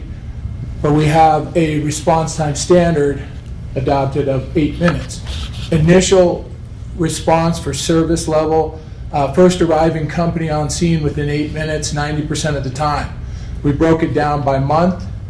You'll see in February, we had challenges. A lot of those were weather-related travel challenges. And with that, we still maintain an extremely low or great accident frequency rate with our, that's measured by million miles cumulative driven by your department in comparison to other comparable agencies, same size and risk. Also in May, you'll see that was due to wildland incidents and our crew's needs to get to remote or less accessible areas of the city. So fire suppression also includes not just how long it takes for the first company to get there. It's not just the speed of the response, but also the weight of the response. And for us to, on those active fires, we need to have a full alarm assignment on scene within 15 minutes, 90% of the time. Our goal is to contain those structure fires to building or room of origin, and wildland fires to 5 acres or less, at least 80% of the time. With that, you'll see that we had good success throughout the year getting a full assignment, and that's 3 engines, a truck company, a battalion chief, and ideally an ambulance, but we don't necessarily, we only have one of our own in the city, so that ambulance may be support from elsewhere. EMS service levels, and this is an area where, I think we're doing extremely well. We were able to add an ambulance last year, but that's, or just a little over a year ago. But that's due to the fact that's 6 additional positions, but with the cost recovery of direct billing and GEMT, that's relatively a net neutral. So it's a nice add to the community without further increase the draw on the general fund. However, we are limited on how many of those we could put in service despite the city's needs. So our service level on scene for priority 1 EMS calls within 8 minutes, 90% of the time, we have achieved that throughout the year.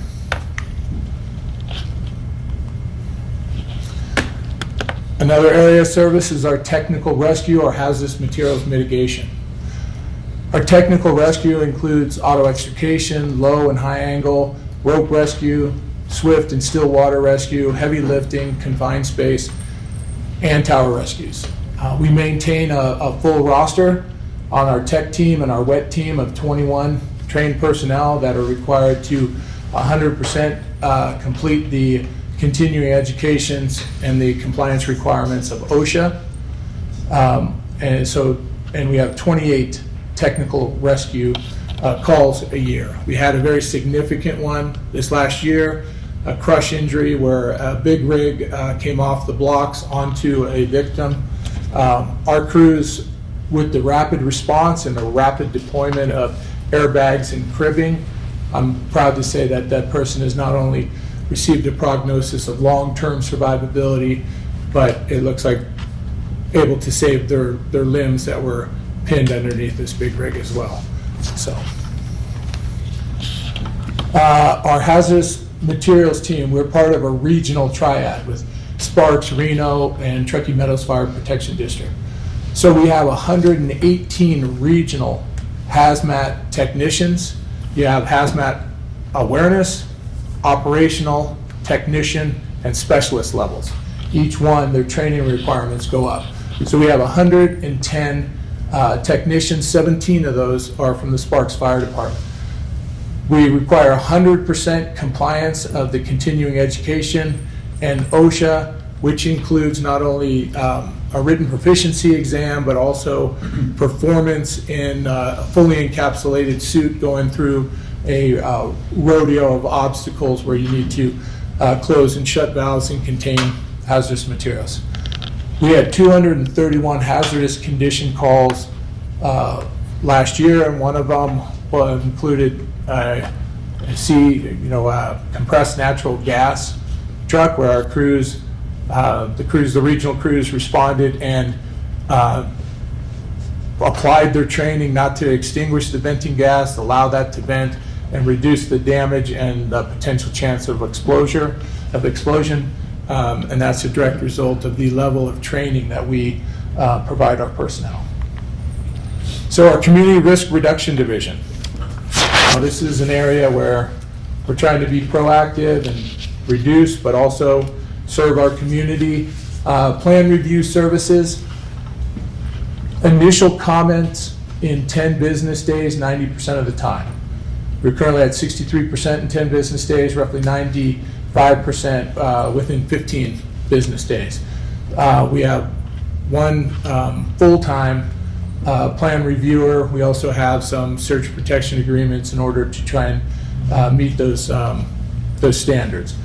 An average plan reviewer based on NFPA on a 200-day a year working will clear roughly 300 plan reviews a year. Our plan reviewer has been historically doing over 600 in a year. And but that's just to meet our demand. New business licenses, we conduct inspections within 15 business days. 70% of the time, we're currently at 50% on meeting that. So we have different levels or priorities of inspection. We have over, let me see, a total of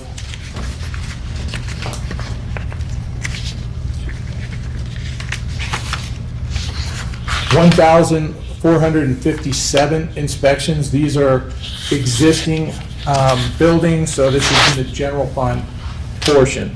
And fortunately, this last year, we approved the increase of our fire prevention fees in our general fund portion of the of our billing. So, which don't include the enterprise, which are the plan review, the new constructions, the new business permits. So our priority one are getting done once a year. Optimal would be all of these being done annually. However, we've had to break these into priorities. So priority ones are our H occupancies, our hazard occupancies. These are your Kinder Morgan or your high piled storage, and where there's large quantities of hazardous materials that are used in the for the purpose of those businesses. And because of the nature and type of work that they do, they are our highest priority because they're our highest probability of a fire or an incident, highest risk. Of those, we're getting them done annually. Our priority twos, because due to staffing levels, our priority twos include those that also require operational permits, but include where you have overnight lodging and where there is a greater potential loss of life risk. So those are occurring once every 24 months. And then our priority threes are our lower risk. Those are our restaurants, our churches, and our assemblies. And with our current staffing levels, those are getting completed once every 36 months right now. Hey, Chief, I think you said there's 1,457 inspections. Do you have the breakdown of the priorities and how many priority ones that is? Priority two? Yeah, roughly 300 priority ones. I don't know if our fire marshal, do you have the priority twos and threes numbers? About 750 priority twos and about 750 priority threes.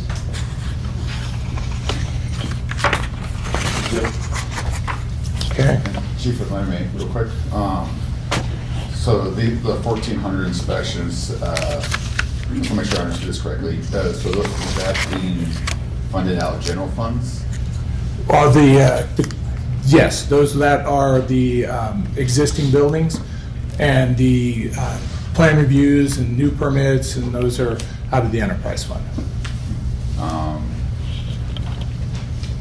This might be more of a question maybe for the city manager. Is there a reason why are we looking to explore putting these under the enterprise fund, charging for these re-inspections? Well, they have to be in alignment with growth or enterprise. So if they've already, they're through that process, they're a general fund obligation prior as they're being in the development and permit process. It's part of the enterprise structure. I'm not jumping there if I could. The fees that you just most recently adopted apply to these, so in theory, we would have a full cost recovery for all of those that we do. So we are recouping the costs off these. Yeah, we're looking at, this is where we can solicit some of your feedback if you'd like. That's how we've broken it down with our existing staffing level. If you said, hey, we want to do all priority ones and twos, we could go back and study that, because in theory, if we're completing those, we can recover those costs if we add in another body, as an example. And what we're looking at right now in discussions with the city manager is to collect for a quarter. So we get and compare that to the previous quarter based on number completed and revenue generated or cost recovery generated. So we can do a projection on the addition of personnel to improve these numbers. But the Community Risk Reduction Division, in addition They're handling the Public Record Act requests that come in from insurance companies, same with our EMS division and our operations. Development, plan review and inspections, fire investigations, new business inspections and licenses, and target and operational hazard inspections. So with that, the personnel we have are kind of stretched to the limits to, we had to revise these standards, which is less than an optimal service level, but what we can complete with the current staff we have. And I'd be happy to answer any questions you have. Chief, can you go back a slide, I think, where you were putting the percentages on these? Do you have plans in place to up the current percentages?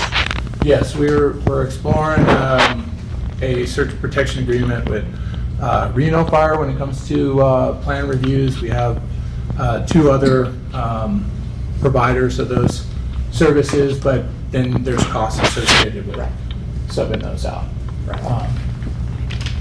What about on the new business license, since you're currently at 50%? Is there plans in place to increase that percentage? Well, that would require additional staff. It doesn't? Because Okay. when those requests come in, they gotta be scheduled, they gotta, so for it to happen within that time frame, based on their other assigned duties, we have to, there's a little bit of coordination with the business owner in planning, but I agree, our goal is to improve that as soon as we can, and hopefully with the increased cost recovery over this next quarter, we'll be able to identify funding to help provide that support. I might jump in there too, with some of the changes we made, we kind of retooled how we're looking at various pieces here. We hope to improve that 50% to 70% within 15 days with the existing staff levels. If you'd like to see us try to advance that further, again, you don't have to give us the exact nuts and details of nuts and bolts of how we would do that. Just tell us, hey, we'd like to look at that a little bit more, we can. So you currently have this, that you'd like the current staff to be up to 70% within 15 days? Correct. Okay. That's what we believe we can do without Okay. retool. Okay, perfect, thank you. Chief, Yes. going back to the response times, I just want to make sure those are just counting on Sparks. It's not TM or Reno. So those are ours, but sometimes we're getting mutual aid, just like we're giving mutual aid to support their numbers as well. In fact, right now, we're looking at rebalancing our response zone alignment with Truckee Meadows and the Station 5-6 area. But that's the time it takes to, get a full assignment. 15 minutes is ideal because fire can double in size every minute it goes unmitigated or unchecked. Chief, on the response times, that was for this year. How about historically? Like, those numbers looked good except for February with the weather. But those numbers, are they about equal to previous years, or They're fairly consistent. I'll get a history for you so that you can, so I Just can. like what the chief had, or the other chief. Yeah. Just to see, that'd be nice. Yeah, there's things that, like our plan reviews, they've been averaging 650 to 750 a year, and I think we're slightly below that. We'll probably be right at about 600 by the end of this year. But these are, year to date or within the last year statistics. And I got one more question. On priority 1, 2, and 3s, the priority 2 every 24 months and priority 3 every 36, that's just what we're doing with the current staffing? That's not like our recommend? No, that's what we're able to accomplish with the current staffing. One of the other ancillary duties that community risk reduction was doing was public education, community awareness. A lot of that's happening as time permits or as incidents arise. Last year we had a couple of incidents where homeowners sparked fires on windy days using propane torches to burn weeds in their backyard. So we needed to get a community message out about that. Julie has worked with us well on that, but a lot of community preparedness now is really being handled by our emergency manager. He's the one coordinating community wildland fire fairs like the one we had at Red Hawk this last year, and doing a lot of the work towards preparing our community for the potential of disaster. So just on the priority 2 and 3, just to make sure I understand, would we want the 2s and 3s to both be 24 months, or do we want to see these businesses every It'd be year? optimal that Like, what all is of the these. optimal thing? The optimal thing would be all of these inspections get done annually. Every year, okay. Yeah. And that's done elsewhere. I would have to confirm exactly where it's done, but yes, there are, Okay. it depends on the size and the risk of the city and the staffing levels, Gotcha. to perform the inspections. Thank you.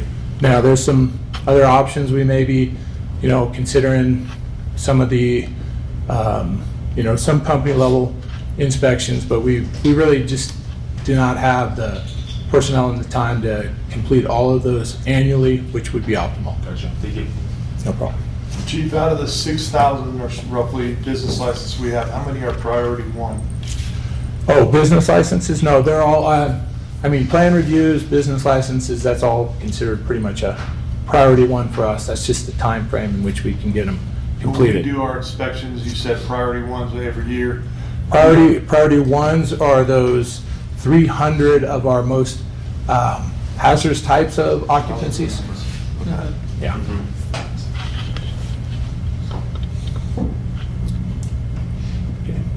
Okay. And one of the things that, we're looking at or exploring is the possibility of a single role program as well. It just doesn't add to our firefighting capabilities, but it could be a farm system for us. Hiring volunteer programs are something that have been a challenge throughout the United States. They require about 650 hours of initial training and just the 20 hours a month, the annual training, the equipment costs. There's not quite the same return on investment with volunteers in the fire service as there was before many of the regulations came into place. All right. Thank you. Thank you. Next up, I think it's you, Jim.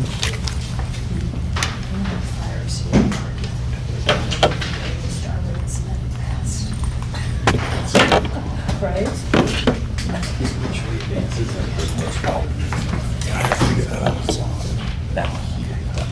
No, this one, that's right.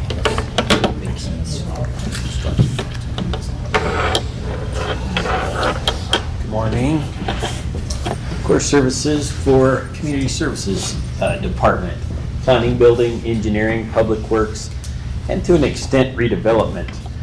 That's in combination with a number of other departments, but I think we all are aware what we're doing in redevelopment right now. The next slide, we'll start with planning. Their key component is development review, coordinating with all the different divisions and departments on development review, land use entitlements, master plan amendments, rezones, conditional use permits, major deviations. We saw one of those recently at the council level on an appeal. Applications come in once a month. The planning team is the first team that reviews it. They make a determination on whether it warrants being sent out based on a completeness component to the rest of the municipalities in our community and our departments, divisions within the city. 100% of the time, my expectation that they continue to comply with is that within 3 days, 100% of those applications get reviewed and the applicant knows whether they're getting sent out or not. It's approximately 18% of the applications that come in are deemed incomplete, and when they're deemed incomplete, they get a letter outlining what is incomplete on their application, so the next month they're ready to go. Within 2 weeks of submittal of that application, the developer can expect to have a meeting with the development review team, which is done on Zoom. That includes a lot of the divisions: fire, building, environmental, planning, engineering, and whoever else is pertinent to review of the application. Next expectation is that I expect that any of the applications that are deemed complete would make it to Planning Commission. Initially, it's Planning Commission within 65 days, and 100% of the time we have done that. These stats, we did have a graph, but it wasn't that pertinent because it shows 100% of the time, and it shows that all the applications are in fact making it to Planning Commission. Now, Mayor, along the lines of one of the things we learned a long time ago, what we wanted to do in Sparks is find a way to say yes. There are applications that come in and they could use a little bit of assistance. They need a little bit of further discussion. Those applications are sometimes encouraged to enter into a time waiver. And that is not necessarily for staff to be able to process it. It is for the applicant to have a few independent meetings with maybe it's just them in fire, maybe it's them in planning, maybe it's them in engineering. We don't need the whole team. They can enter into a time waiver, gives them more time. They don't have to go resubmit. Maybe we get them to Planning Commission the next month. But that's better than going forward with the recommendation of denial. This is the housing side. Key component on our housing division is the core service is to administer the CDBG, the Community Development Block Grant, to administer that grant and make sure 100% of the time we meet the timeliness. You can see in FY21, we put the red, that was the year we did not meet the timeliness. That ultimately what happened there was we had to pay back some of the money that was used in CDBG because we didn't have the environmental assessment done on the property. We went and got those environmental assessments done. The money that we paid back was then just given back to us in the next year in fiscal 22, which made it difficult because we had a lot more money to spend because they gave us all that money back. So at the end of the day, the community did not lose any money by that mistake, but we were able to spend that money in fiscal 22. We have different standards in place for 22, 23, 24. I don't anticipate that occurring again. What happens if we don't meet timeliness? Well, we do that too many years in a row, we risk the grant being given to the city of Sparks. And that grant provides us a number of different things: public services, pedestrian improvements. We've seen those, a lot of those in proximity to this building where we're at today. Homeowner repairs. People come in for HVAC improvements. They don't have heating or air conditioning in their owner-occupied home. We help with that. Facility improvements. We've got some over at Shelley Park. We got some bathrooms installed over there. There's another place I think we installed bathrooms at, some of the improvements at Deer Park. We got that done with the federal money. Outside, through the planning division and the code enforcement side, our expectation is that essentially these are zoning enforcement officers.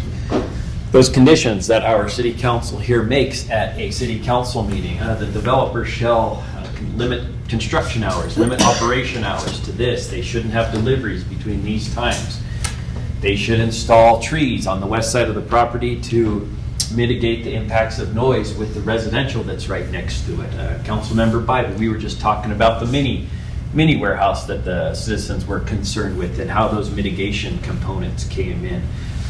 Your code enforcement team is the one that ensure over time a decision a council makes in 2002 over time continues to be administered. So in 2025 we can look up a condition, show the developer, hey, here's what you're supposed to be doing, and they in fact will do that. We had one recently with a crosswalk that Costco needed to install. That Costco was approved in 2005. We showed them that condition, code enforcement did, and they said, will do. So that's what this team is doing. They are reactive, they are not proactive, so they wait for a complaint to come in. This year they've processed, actually this is from July of 24 to June of 25.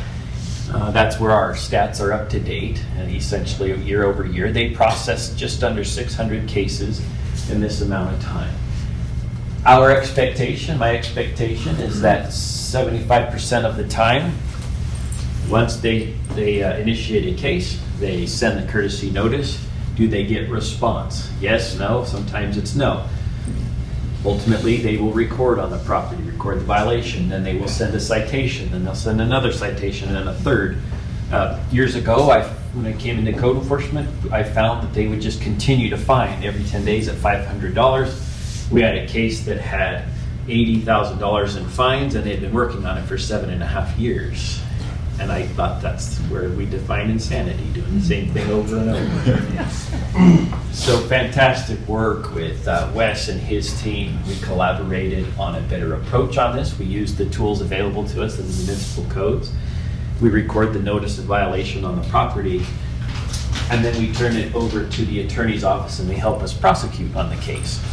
Our expectation is once all of those initial tools are used, the notices, the courtesy notices, the citations, if nothing changes, we prosecute on it. And the expectation is 75% of those within 142 days get referred to the attorney's office where they will prosecute on them.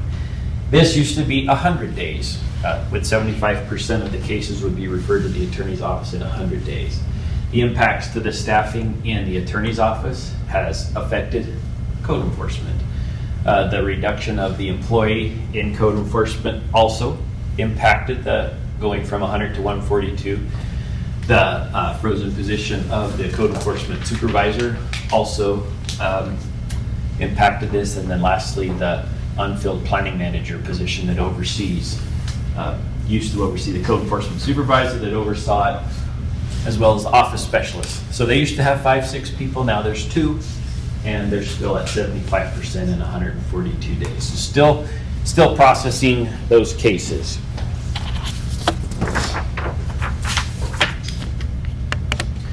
Here's the building permits. Building division in the city of Sparks is represented in the blue. Our engineering division in orange, and planning is in gray.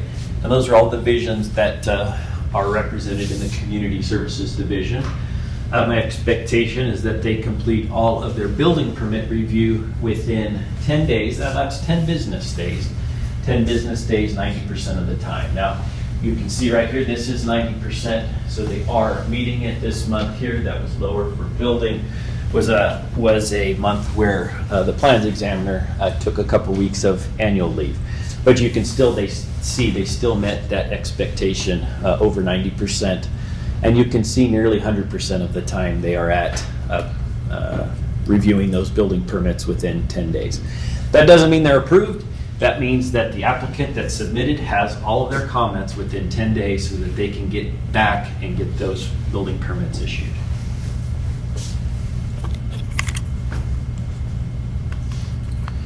This is the CIP in engineering. Our council may be familiar, Council Mary, you may be familiar. We have that CIP workshop every year. That'll come up early in 2026.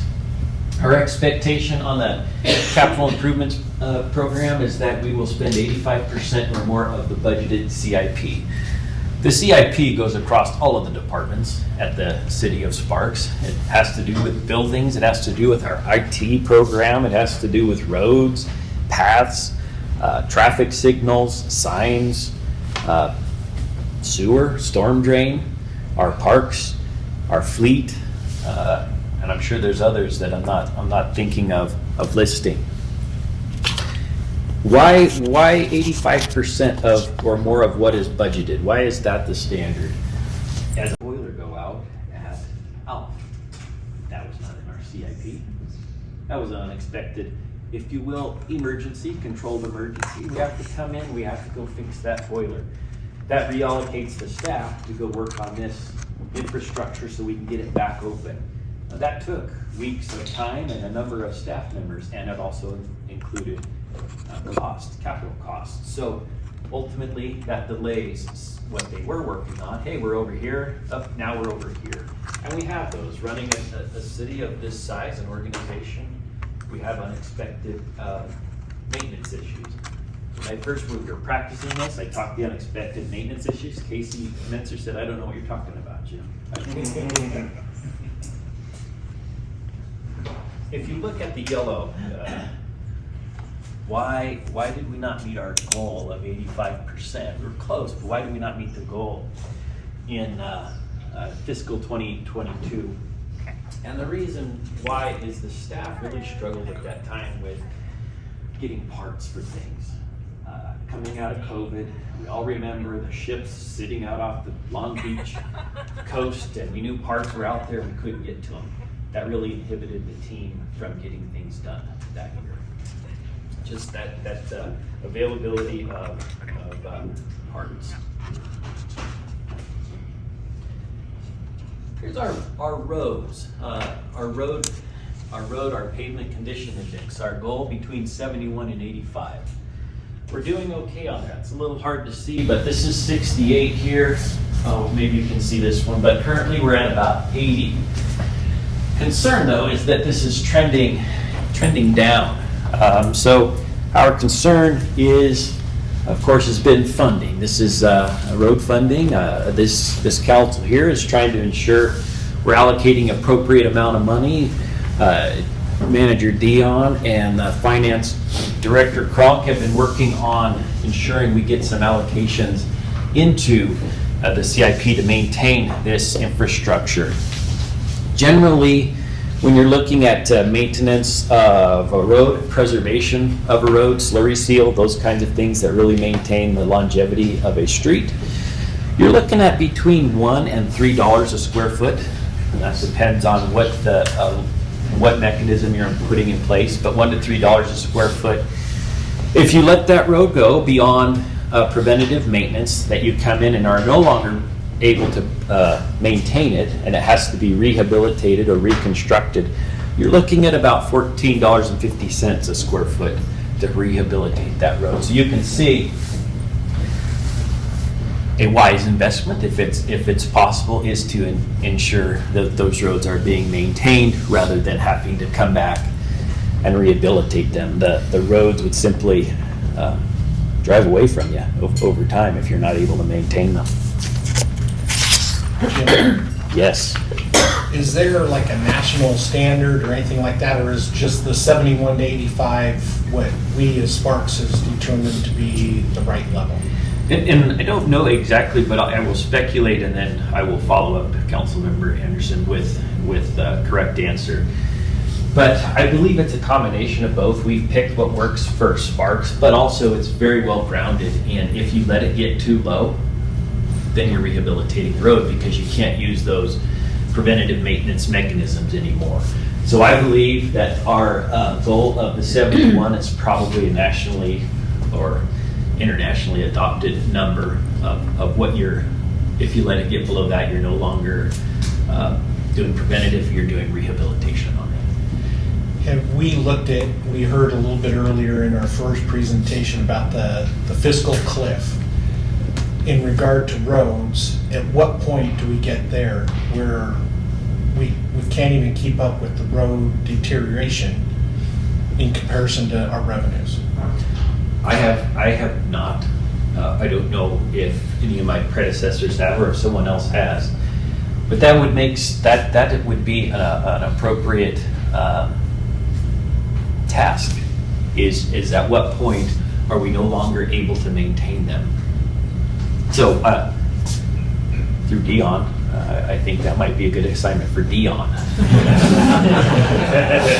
That's how you manage up. That's a little management. Well played. Now, I would say on this, you're going to hear some more on this front when Jeff gets up. We have a proposed, what I'll call adjustment to one of the council policies related to budget that addresses this. And our idea is to stack dollars over time so we can stabilize and not get into the death spiral where you have no opportunity to maintain what you have. So our goal is to more strategically move forward by stacking dollars and just incrementally add.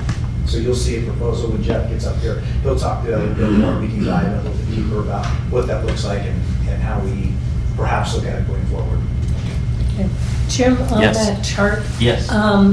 In 2019 and 2022, did we dip lower because of weather we had that decimated even our newer roads, saw damage like Veterans Parkway? Yes.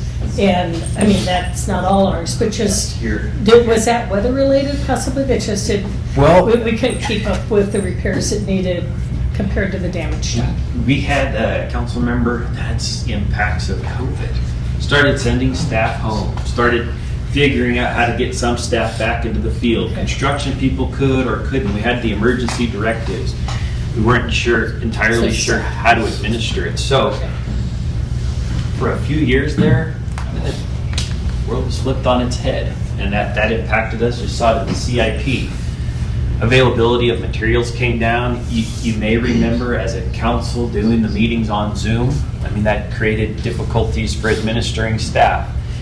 We also saw during that time, as some of the government subsidy came in, it was shovel-ready type of projects, and you had huge, unprecedented amounts of pavement and asphalt being appropriated throughout northern Nevada, but in the entire country. And you may remember in some of your budget discussions, the cost of doing a lane mile went through the roof. And then more recently, I think it was last year, one of the council members had said, hey, we're starting to see more reasonable staff estimated cost coming back into line with what we could predict, whereas previously we would predict this and the lowest bids would be here. And I think Councilmember Bybee, you were seeing some of the impacts of that right there. Thank you. Public Works, and this is our street sweepers. If any of you were at the parade on Saturday, you saw the street sweepers get sent out like the cavalry once the parade ended. This is a newer standard that I've been working with the team to try and have a goal of what they should be expecting of our team. So the goal is 300 sweeper miles. Now this is something I learned. I was calling it lane miles initially. It's sweeper miles because if you imagine any road, Prater Way, 4th Street, whichever one you want to assume, the street sweeper cannot sweep the entire street at the same time. 4th Street, for example, or Prater might be 4 miles of sweeper miles as it does the whole thing. Because it has to come back and do it 4 times to get through the whole street. So these are sweeper miles. Our goal right now is 300, and it says lane miles at the top, but really it's 300 sweeper miles that we are looking for. And then you can see quite a bit of adjustment from month to month on how much they're getting done.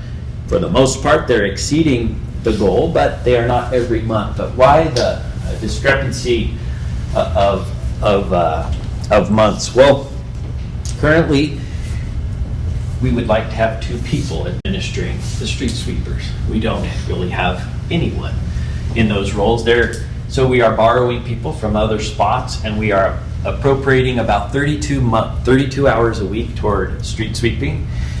Our goal would be to get that to 80 hours a week, so you'd have 2 dedicated street sweepers. You may even have a few more so that others can bring their truck in, they're working on their truck, someone else is out in another sweeper and maintaining that 80 hours on the streets a week. But right now, it comes out to about 32 hours a week on average because those people get pulled off, those staff members. They also help with administering our catch basins and cleaning our head walls and cleaning drop inlets and getting weeds out of certain areas that affect the storm drain system. So they are just not able to allocate 80 hours of their time to this goal, to this core service. Do they also? I'm sorry. Do they also take part in the snow removal and brine and all that, these drivers? Yes. Okay. Yes, they have their CDLs, and that becomes, I mean, that's another component. We don't have as a core service here to present on today, but snow removal. That's very challenging with the new CDL rules that we're trying to get our heads around too. But yes, we get a snow event, they would be working on that as well, because they wouldn't go sweep if we have snow on the road, but then they have to come back after we've brined it and sanded it to help with the Clean Air Act and PM10 and ozone and such. Yes, thank you, Councilmember. Jim, do you know how many sweeper lane miles we have? I'm gonna guess. I believe I pulled this, but it's coming from memory, so that's sketchy. I think it's over 1,600, 1,620, 1,630, something like that. Thank you.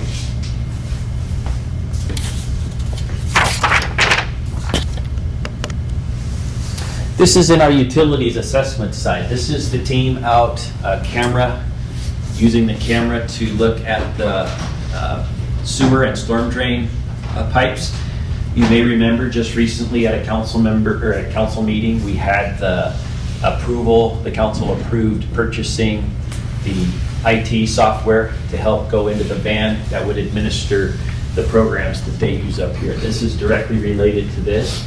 You're seeing a very similar graph here with the flow, but we are trying to dial this one in a little bit better. We have an opportunity here. We have some sewer and storm drain funding that we can help dial this one in a little bit better.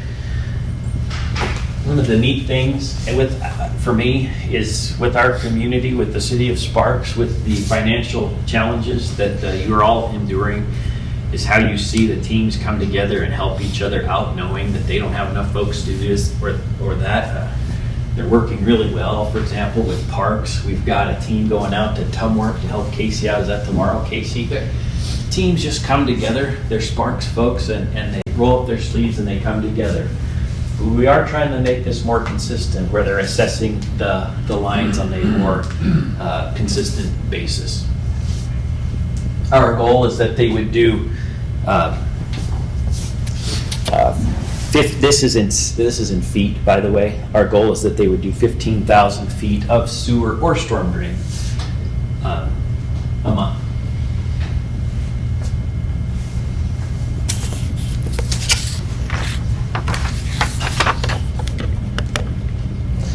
This one, last slide is on the fleet. This slide is well, the slide's not that important, but the fleet team is important because it affects, again, so many departments. It's very impactful on our public safety team, of police, of fire, of the public works team, and trying to get out there, use the sweepers. We have the sweepers need a lot of maintenance because of what they pick up. They break a lot. They're just temperamental because of the line of work that those sweepers do.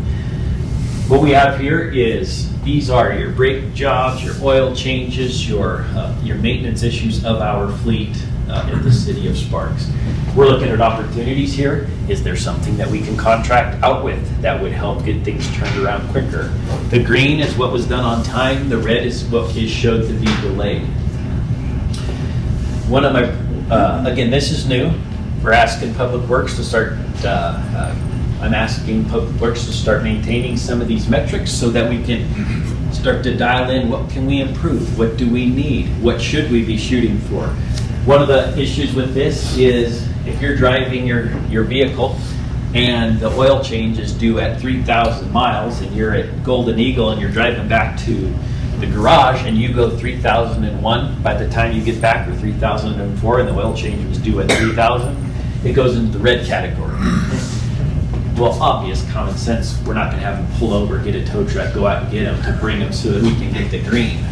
I thought about it so my metrics would look better, but we decided against that. But this is something we're looking at 60% of the time that we have those maintenance issues resolved and back into service.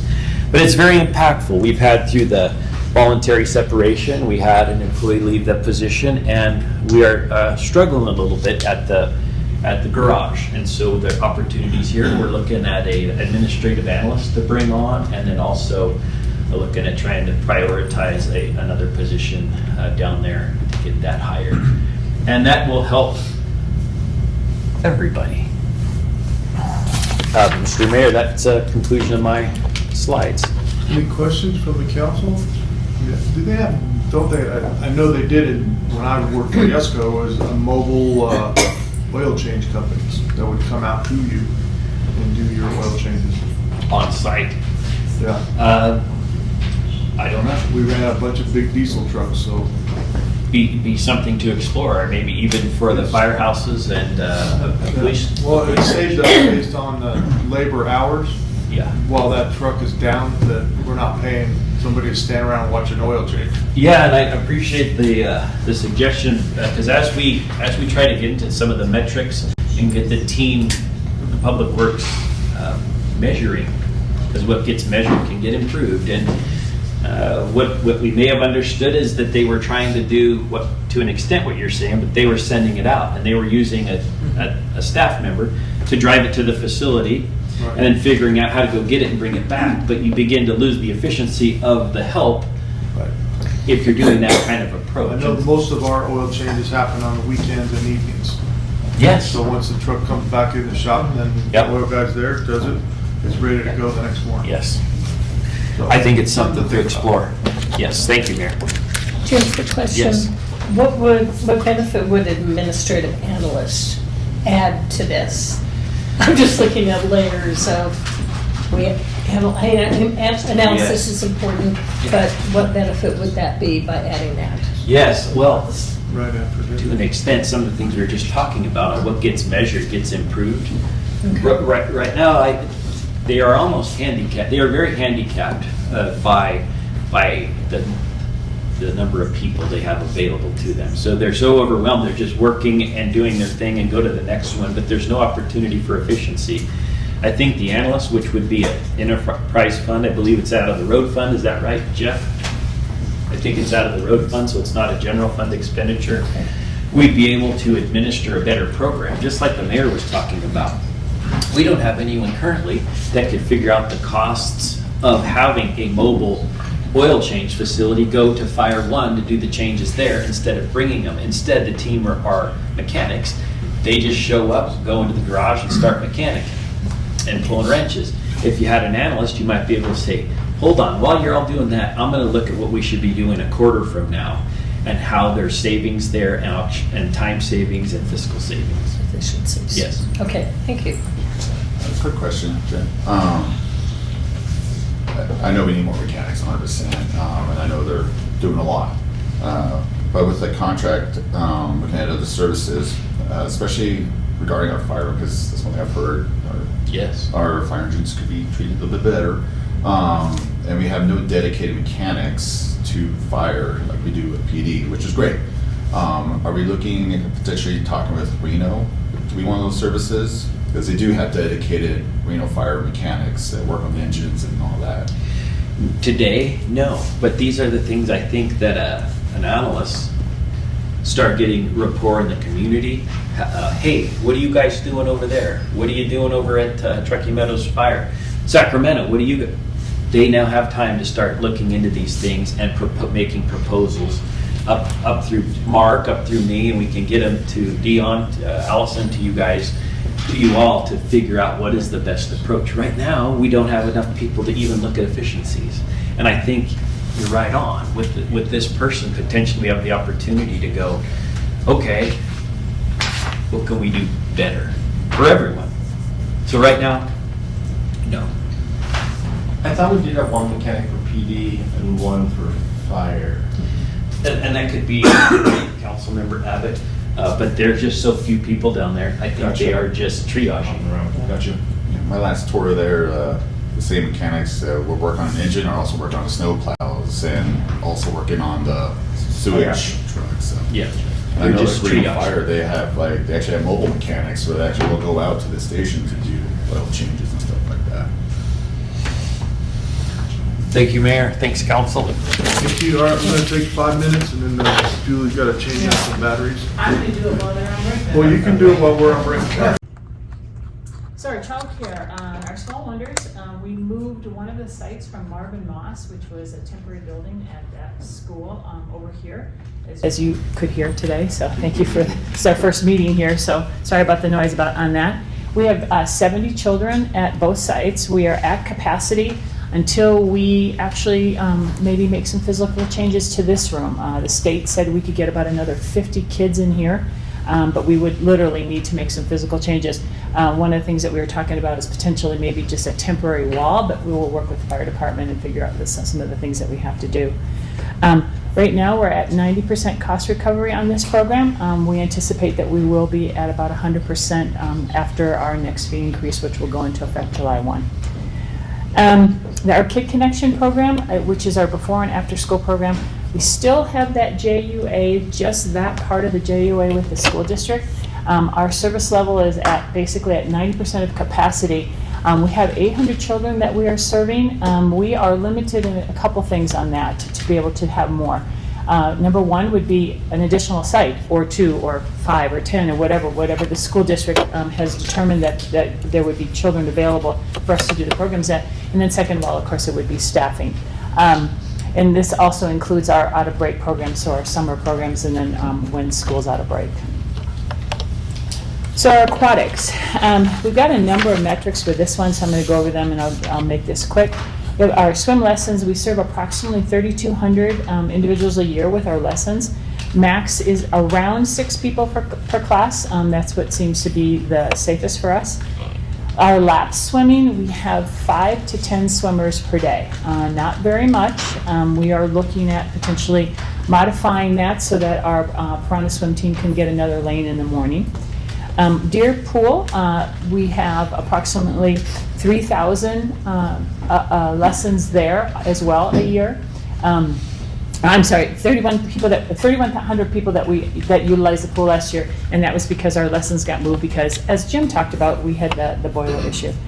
And then our pool rentals, we have 2 types of rentals. We have the Piranha swim team that has a pool rental, and then we also have the school districts that come over there and swim. And it's interesting because we just got the permit request from the schools last week, and the way the request was made, it just made me think, I don't know if they know that the JUA has gone away. So I called them and they didn't know. So what we have done in the past with the school district is we wouldn't charge them for lane time, but we would charge them for staffing time. And now we're going to be charging both. And so I was able to have that conversation with them last week, so they won't be surprised when they get that permit back. We are also working with the Piranhas on modifying some of the requests that they've asked for. They've asked for additional lane time. They've asked for additional days. And so we are working with their board president on that, who happens to also sit on our Parks and Recreation Commission. We have approximately 1,100 people that are on our wait list every year for swim lessons. We were able to utilize a couple of creative opportunities this year. We moved some of our lessons from Fridays to Sundays. Very surprised at how quick the parents grabbed those up, because we thought that would never work, and yet they were gone within minutes. And so we will do that again this year, so that allows us to bring that time down. But where we're limited on our capacity on that, of course, is we've only got the one pool that we can really use year-round. Our adult sports, we have over 400 teams. Councilmember Abbott knows about this. I'm sorry. Back you up on the cost recovery portion for aquatics. What is the cost recovery on the pool rental side? What we want to reach or what we're at? Both. Okay. So, I was kind of helping you on past that one. So, it's different depending upon which specific part of the swimming that we're trying to do. If we look at the swim teams, that we're going to be at 100% cost recovery. That's where we want to eventually be. But swim lessons, we're going to be more probably around the 50%. I would say the swim lessons, especially because of that cost increase, we're probably going to be around 65% this year. The swim teams, once we really get that kind of dialed in where we're going, because we're in that kind of a transition year, we were at 36%. We hope to get at least up to maybe 55 to 60% this year, and then we'll just keep increasing it. They are going to know what those increases are going to be, though, because one of the things that we were trying to do with Dion's help is that just like we're doing with our youth sports, we're trying to just ramp it slowly so that it's just not all of a sudden this huge increase. So we are planning on doing all of our increases, especially for the swim teams, at a 5-year ramp instead of what we were doing with everything else, which was a 3-year ramp. Okay, thank you. And so ultimately, on the pool rental, what would you like to see? And the pool rentals, ultimately, we would like to be at 100%. If we looked at maybe even taking it beyond that to help for those that are subsidized? I would say one of the things that's been really interesting that we've been able to do is that working with ClearSource, which is the company that we work for that did our fee study, is that there's a lot of models out there. And, you know, we haven't, and this is on us, this is not on anything having to do with the community, we haven't raised fees for many of our programs in decades. And then all of a sudden, then you just say to someone, hey, we're gonna, well, wait a second, you've never done that before. So as we introduce this, that kind of was like a swimming motion, but as you introduce these fee increases, the opportunities have present themselves so that we can actually have these conversations with these groups. So I came from a place, my last place that I was at, that we were over 100%. I would love to be able to do that so that we would have the ability to have additional people subsidized.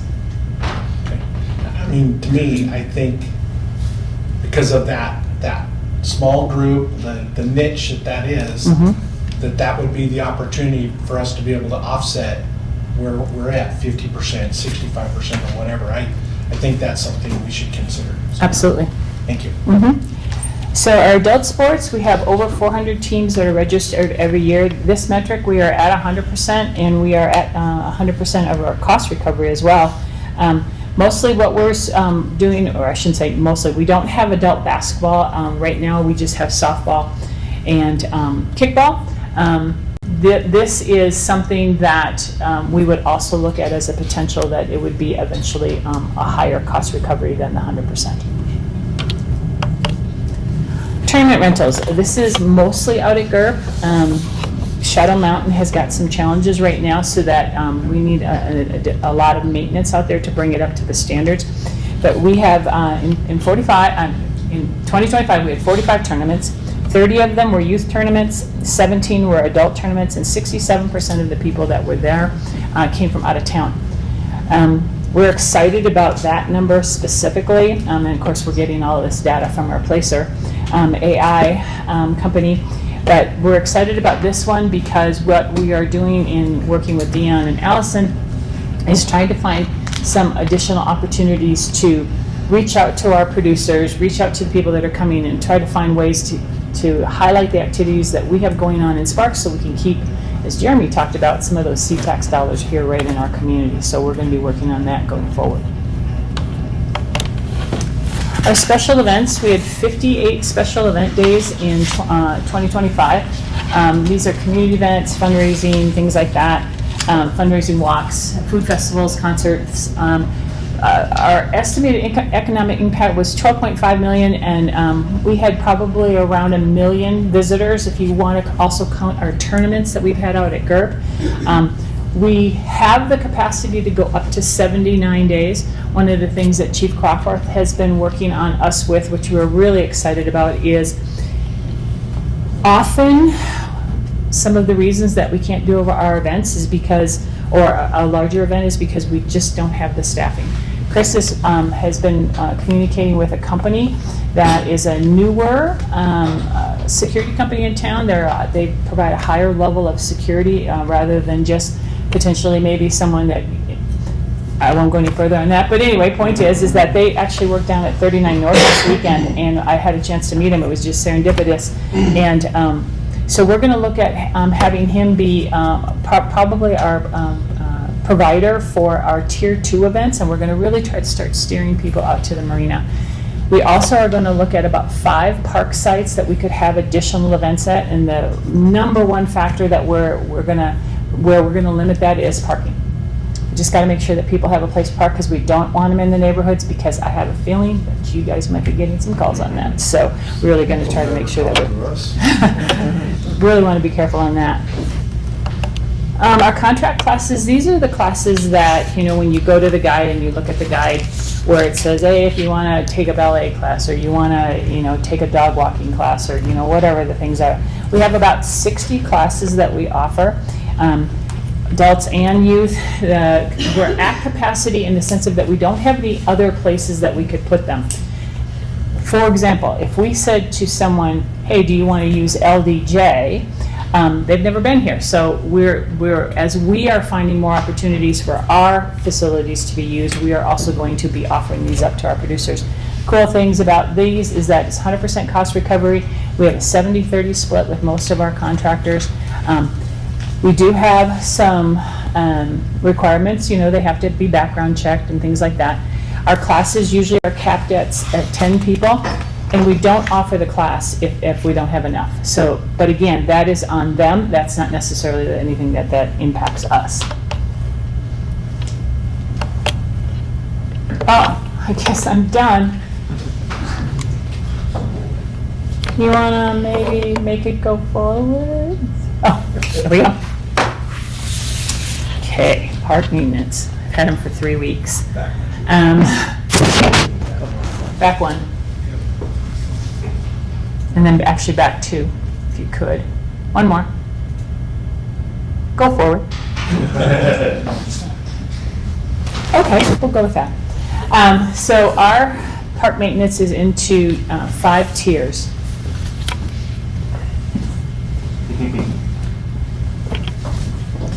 Tier 1 parks are going to get the regular maintenance that they would have normally gotten in the past. So we're going to mow 2 times a week. We'll be on site 4 times a week, and we're going to be doing things like edging, weeding, trash pickup, amenity repair, general park cleanup, aeration, fertilization, weed spraying, things like that. I'm just going to go through all of them, and then I can give you some examples. Tier 2 will be out there 2 times a week, usually mowing. 3 to 4 times a week for our less intensive maintenance, which still will include edging, weeding, trash pickup, amenity repair, things like that. Tier 3 parks, this is 1 to 2 times a week mowing, it depends upon the site. Edging, weeding, trash pickup, weed spraying 2 or 3 times a year. Tier 4, weekly mowing, and then on-site once a week that we'll be doing trash pickup, general park oversight, and then repairs once we get out there and we see if there's anything going on. And then Tier 5 will actually be as needed or responding to hazards. Right now we have 10 field FTEs. 10 there in the field. We have 700 acres. 70 acres per person. National standard is somewhere between 10 and 20.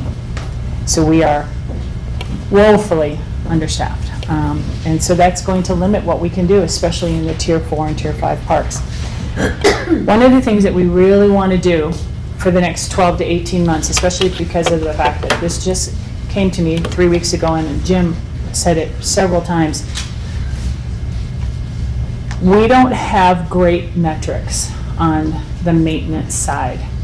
We have some programs that we've actually had on the rec programming side that we can use for that. And we want to be able to start getting some really good data to find out where are we spending our time, where do we need to be spending our time, is there efficiencies that we can use. I think the split is going to eventually be a really good thing, but it's going to be for some of them that have never known anything different than being in public works. It's going to be a little bit of a challenge. Who owns this? Who does that? Who borrows who? Things like that Jim was even talking about, that we have some exciting opportunities to be really good partners with each other, but it's just going to be a little bit different. So we want to take the next 12 to 18 months and really get our tiers dialed in, and to really make sure that we're focusing what are we doing, and are we doing it the most efficient.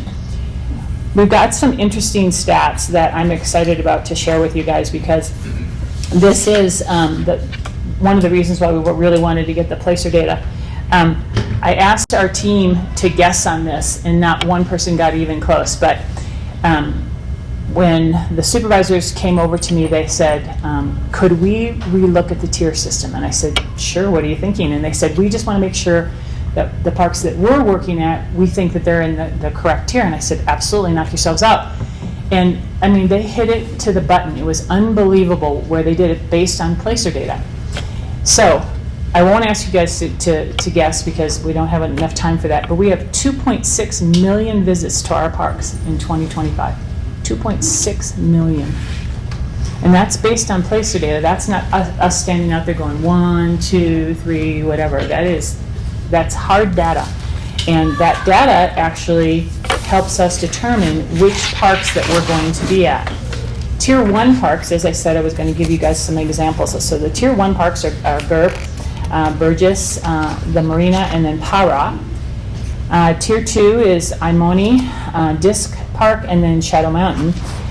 And then Tier 3 is Ardmore, Del Cobre, Longford, Rec Center, Les Hicks, Van Meter, Willow Creek, Deer Park, Rock Park, Shelley Park, and then downtown Victorian. And I can give you guys all this. I know you're trying to write this really fast. And then Tier 4 and Tier 5, it really comes down to the basis of who and how many people that we had at the parks. On average, of the parks that are in Tier 4 and Tier 5, it's somewhere between 2,000 to 4,000 visits a year. And then, for example, GURP is 1.5 million. So we're looking at where do we take the very few people that we have and put them at the place that has the most impact. Yes.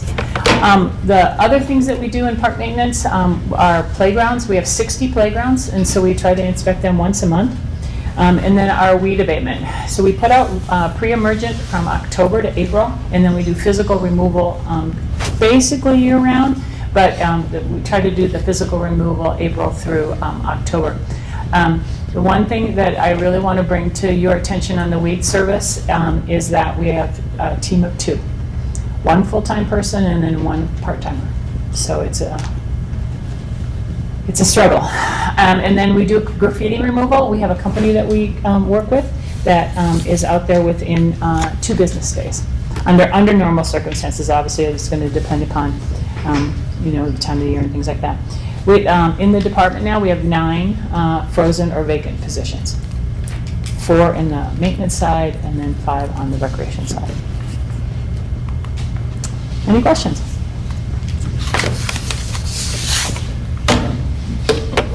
I'm trying to remember the right of some of the city folks, and how many parks do we have again? About 60. And I remember like some of those could be as small as a gazebo right next to Red Hot, yeah. next to a house. Yep. Right next to the bus station. Yep.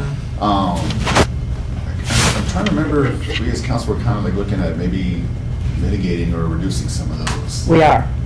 We are.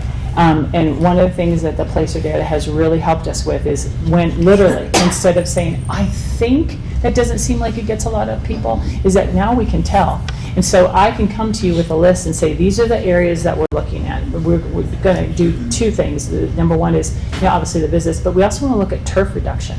Because, for example, if you have a mow strip that's between the sidewalk and the road, and we have to mow it by hand, literally with a push mower, because we have areas like that, the amount of time that we're out doing that, we could be pulling weeds or we could be doing something else. And that's going to come down to, that's going to be more of a group effort with us when we figure out how we want to do changing what our landscape standards are. And I'm not saying changing, but maybe modifying, especially when it comes to things like that. But yeah, that's why I want to take this next 12 to 18 months and really look at this hard and say, this is what the data shows. But also take the field response, because now the team feels a little bit more empowered in the sense of like, hey, you know what? We've got this company that's basically doing this data, and I want you to know this, this, and this. So they seem to be excited about it too. So that was a good point. No, thank you. Nancy, when it comes to special events and tournaments, are we interacting with local businesses, hotels, casinos, restaurants, to let them know about these events and getting them involved so that, again, going back to what you said, trying to keep the dollars here local? Have we been able to do that, or what would it take to do it if we're not? That is something that we are working on really studiously. And I could do a gym thing. That seems like a good task for Dion to do, but I won't do that because we actually are. One of the things that I've been trying to, I was just saying to Rich, I know it seems like I've been here forever. It's just 2 years. And so, there's a rhythm to things that you've got to really, get a hold of. And I see, where people stay, and then those dollars they drive all the way over to GURP, and then they just leave. Well, we've got stuff too. And so we're putting together, we have a draft that Allison has already seen of a promotional packet.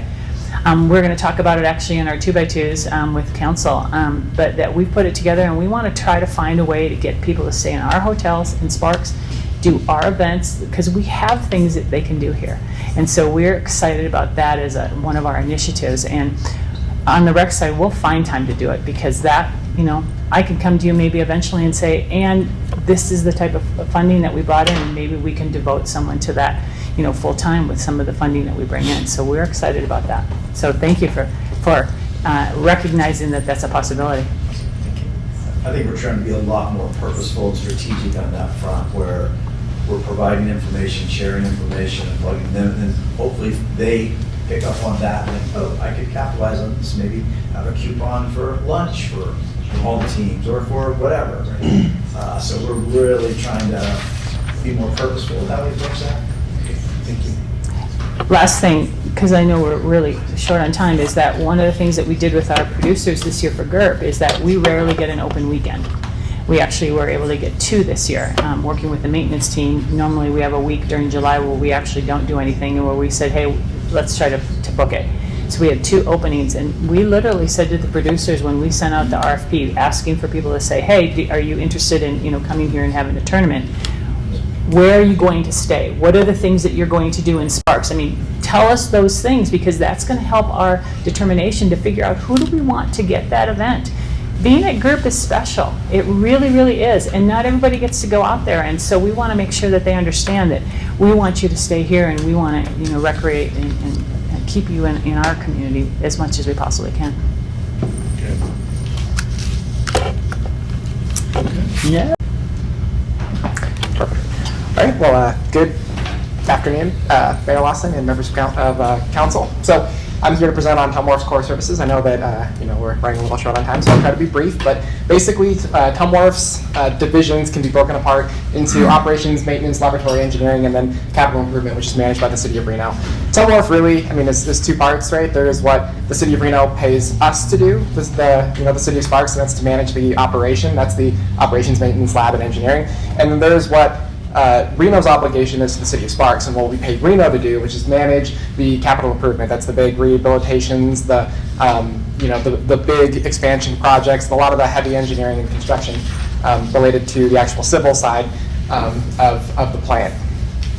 So, and while Tumwater is not part of the general fund, I think it's actually important that we're talking about this today, because you'll see later today at council there'll be a discussion on the business impact statement of the sewer rate study. And so investing into Tumwater is really on the docket for today, and I just wanted to highlight that. There's also the component too where our service levels are also a function of the service levels within the city more broadly, because our bandwidth is only as good as the available support that we can get for things like HR and IT and the city attorney's office. All right, so our operations crew. This is a 24-hour group of folks. These are the people that are there every day of the year, around the clock. And so our operations team, they're really in charge of just making sure that the plant runs, that things are running, that things are operational and are running in within their most ideal state. And so what we have when our operators come into work, they grab their electronic round document. So it's a data acquisition software that we have at the plant. And they go around and they check all the equipment. They check for the performance, the operating parameters, any odd conditions. They write work orders. And so that software that they do is really to give a whole overview of the entire health of the plant, the equipment, and all of the operability of it. And so our metric here is that they complete 85% of all of those system checks. When we have things that are going wrong, or when we have big projects, when we have big construction, then their attentions get pulled into different directions, and then they can't necessarily conduct those kind of standardized typical reviews. And so as we have more staff or more resources, then they're better able to ensure that all of these checks get done every single time.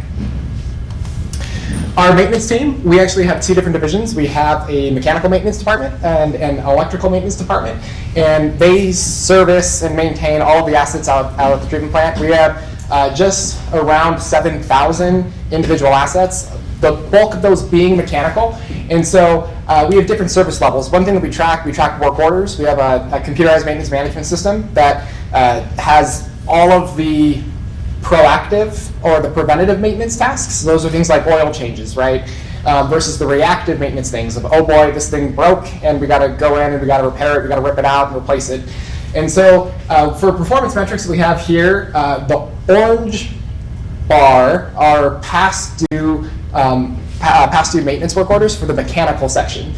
And so we have a threshold there for 175, and then the blue bar below it, that's the electrical service level, and that is trying to maintain under 125 past due work orders. You might be wondering why they're past due. Well, there's certainly a trade-off between as more, if we're putting more of our eggs into the basket of proactive maintenance, then there's less reactive that occurs, and vice versa, right? And so if they're always putting out fires, then they may not have time to dedicate to a lot of those preventative maintenance tasks.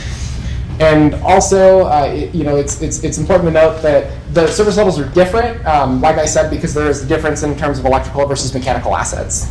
One of the reasons why you see that these things are also past due could be things like if we're waiting on contractors or if we had to order parts or other types of things. So that's one of the things that plays into a work order being overdue, is that it's in some kind of holding pattern as we await for the resources to be able to complete it. Our laboratory, so we have a fully certified environmental laboratory. We have 1 lab manager, 1 quality assurance officer, and 5 chemists, and they manage 60,000 parameters a year. That's how many data points that they put up. It's an incredible volume of work that they do.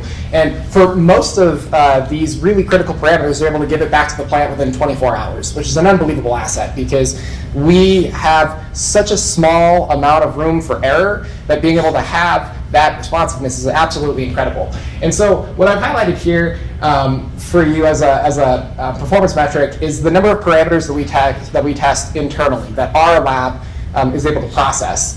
And we have the red bar are the very, very critical parameters, things that are going to sink the ship, right? If we don't analyze them and get immediate feedback on. This would be like getting in your car on a cold winter morning and you haven't defrosted the windshield, right? So that's what this is. And then we have a few other categories. We have these critical things that are really important for us to understand very quickly.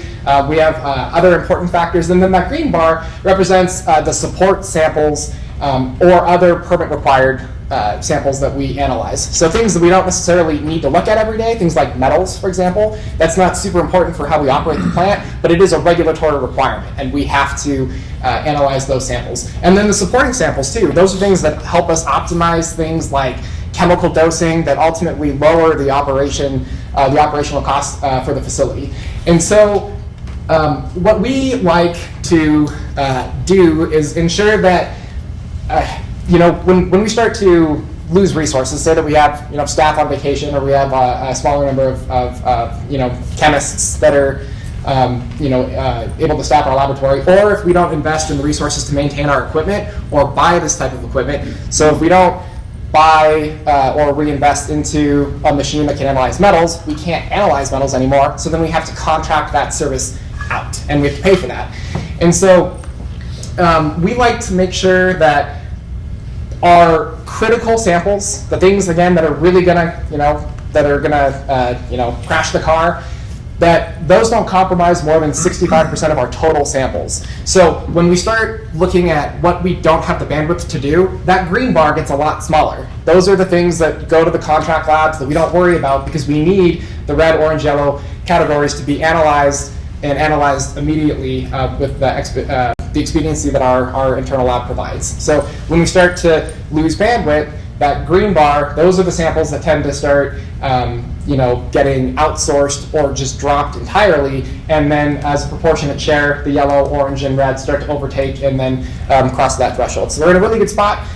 Currently, this is up to 2025 to date.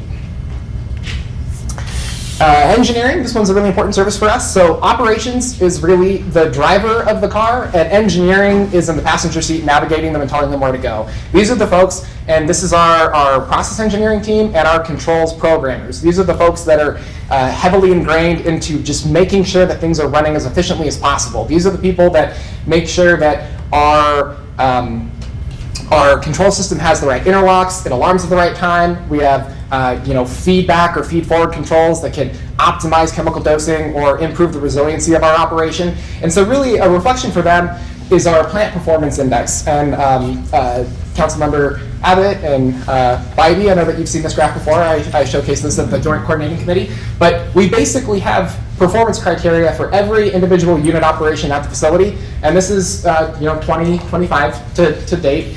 And we evaluate what our criteria is with either green, obviously good, yellow is degraded, and then red has failed. And then those collectively, those pieces in aggregate form our plant performance index. And so their job is really to make sure that the bottom bar stays as green as humanly possible. And we can see that at different times of the year, you see, January, February, March, there's a lot more yellows there. The plant obviously doesn't work as well in the winter as it does in the summertime. But that is their performance metric, is really that plant performance index.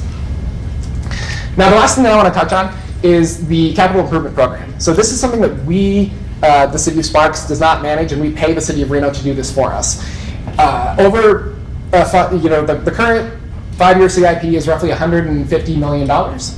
And what we do to establish that is we all sit together in the room, our maintenance team, our engineering team, our operations team, and we all talk about all of the things that the plant needs, and then we risk rank that to create a prioritized list of projects that then materialize into the 5-year CIP. We do that every year. And so that's what's on the right-hand side here. You'll see that this was, I think, 2022 is when we did this last one. But we have all these projects, and the list is actually longer than just this page.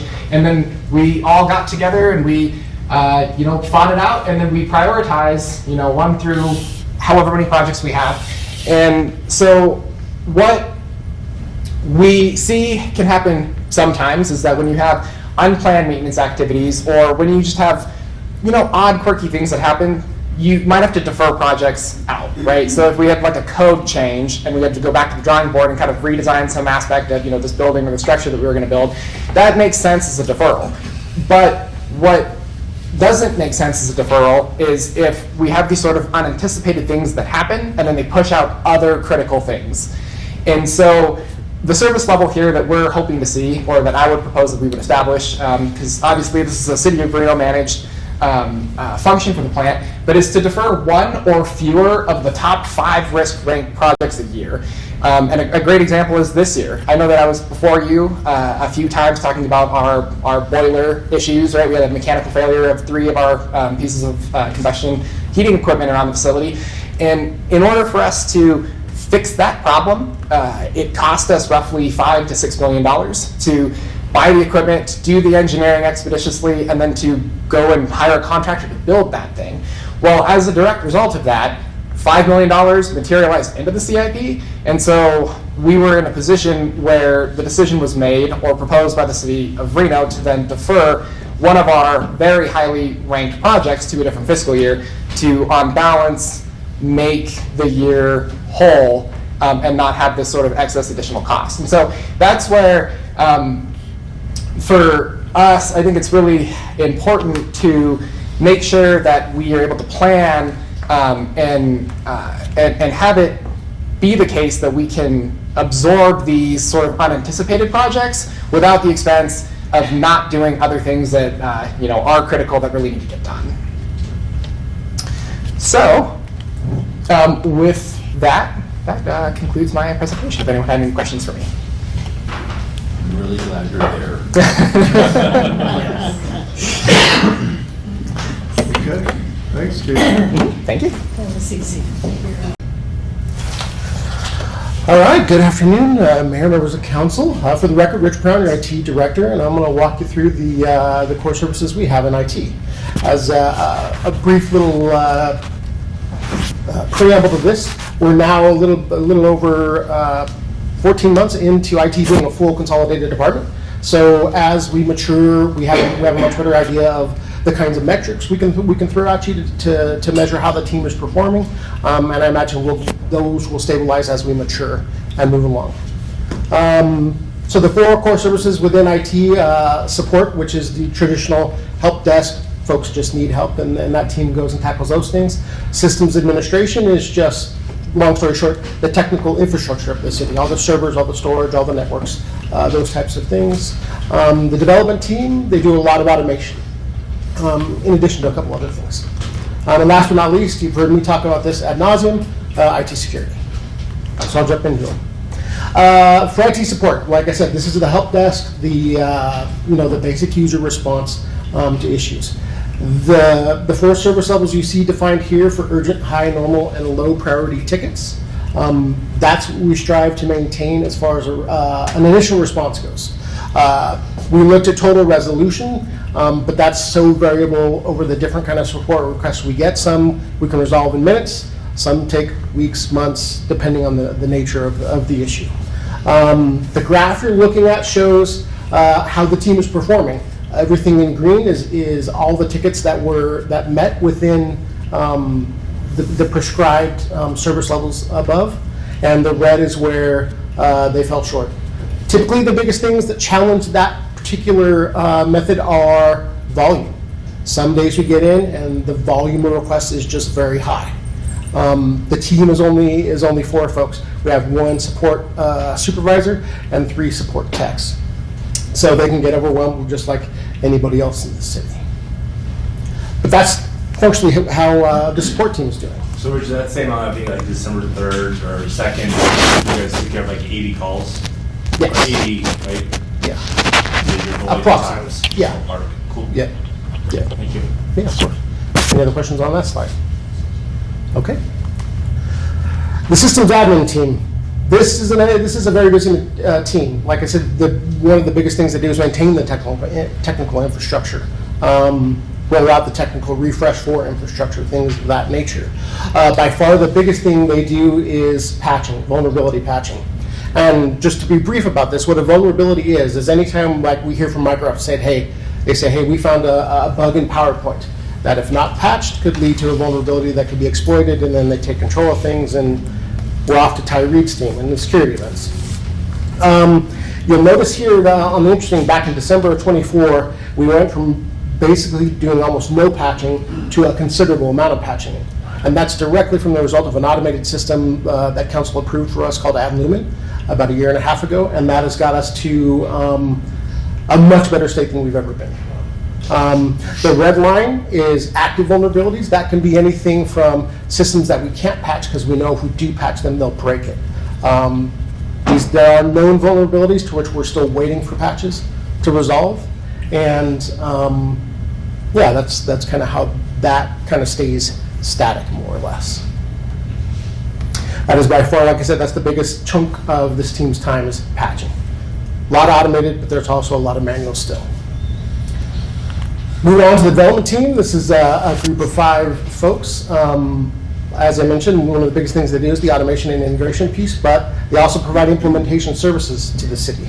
And we've broken up very recently the types of implementations across tiers. A tier 1 is going to be a huge system, like the replacement for dispatch is an example of that. When we go to replace our financial system and our payroll system, those will be a tier 1 system. And the tiering, loosely kind of back of the napkin math, if it takes more than 2 people to implement the system over the course of a project, that'll be a tier 1.